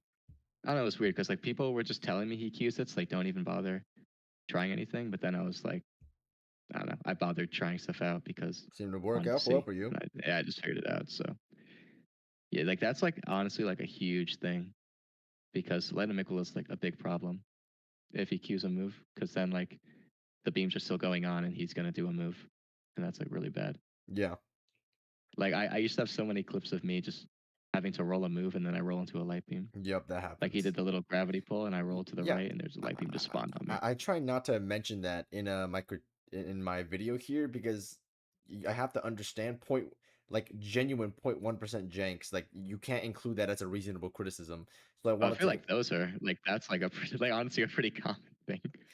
I've only have Fucking light amygdala. I mean that's more common than it vertical clones for I sure. mentioned it once in my video, but I didn't make it nearly as big of an issue as many of the other main criticisms I had toward the boss, like the weird like I guess learning process and the inconsistent windows for the other weirder attacks.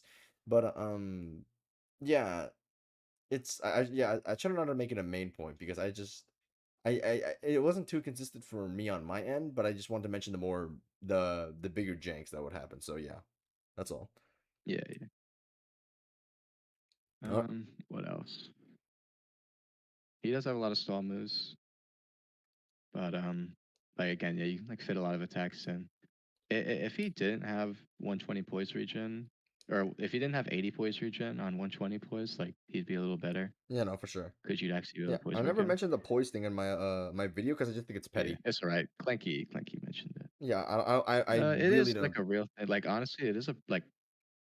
I like in Clanky's video, I just say like pretty much just deal with it, but Yeah, no, like it is it's. pretty bad, I mean, especially considering how he works. yeah, I don't think it's If they a. just I mean, they should have paused his health on the Mhm. asteroid or whenever he's midair. They did that for Bale. Like they literally did it for Bale, where they Yeah, pause. Like he can't reach in poise when he's doing the flying attacks, only when he lands. But they just didn't do for PTR for some reason. He just regens. yeah. Kind of weird, As I said, but it's. I don't think it's a yeah, major I should have criticism. given I him think it's more pretty minor. poise. It doesn't matter that much to me. Yeah, his hair does suck. Like I'm just used to it, but I do remember him. Like I do remember just not being able to react because of his hair. But like only when I'm like 100% like behind him, which is like Pretty rare. you shouldn't really be there. Yeah, it's only if like you make a mistake and you accidentally like roll that way or something. Yeah. Oh yeah, I remember there was like a part in the video you were talking about like his stomp. I kind of cut it out because I just like I didn't find it that like Necessary to nothing really of address. value there. But like you kind of made a big deal about it about how like the game like wants you to jump it, but like you can't or something. Yeah. Yeah, did you want to say anything about it or no? No, everything I had to Or say did you about just want that me is to in the respond? video. Oh, all right. I mean, I find that stomp is like a good like in between because you know you'll have the super fast moves, then you have the like kind of super delayed moves. And the stomp is that like weird in between move where like you have to react to it, but then you have to like tell yourself to wait like a second. Like it's like a timing, like an offbeat timing kind of to it. Like I kind of like it in that way. Yeah, And then that like I didn't sets up like the that. Yeah. strafe. You know, no, that stomp used to kill me a lot. Like rolling too early and shit. And also the AoE it makes out, like it's like weirdly precise. Like people don't think about it, but like that move is actually like kind of fucked up. It is. It's. Yeah. It like it's actually like dangerous. All my main issues I've already stated in that video. There's no point in me repeating them here. So yeah. Um, I mean, I guess that's it. It's like 3 a.m. Fuck me. I didn't mean for this to drag out this long. No, that's fine. I'm kind of Apologies for chilling. making this so fucking long, but yeah, I wasn't intending this either. Yeah. I mean, I kind of expected it to be that long because it's like 40 minutes and we're gonna talk about stuff, so Yeah. All right. it's fine. Thanks everyone for showing up to the stream. Appreciate it. Join the Discord server, buy a membership. Leo, if you want to say anything, go ahead. Self plug your channel or get subscribers or whatever. I always end these shits the same way. I mean, I don't know. I'm gonna do like a no-hit run, I guess, like DLC. So if you want to see it, I guess you can see it. Okay. I mean, I stream it a little bit, but yeah, that's really it. Yeah. Awesome. All right. I'll probably go make this into a video and then just like link your channel in the video and all the other shit in the description. Yeah, I think that's it. Awesome.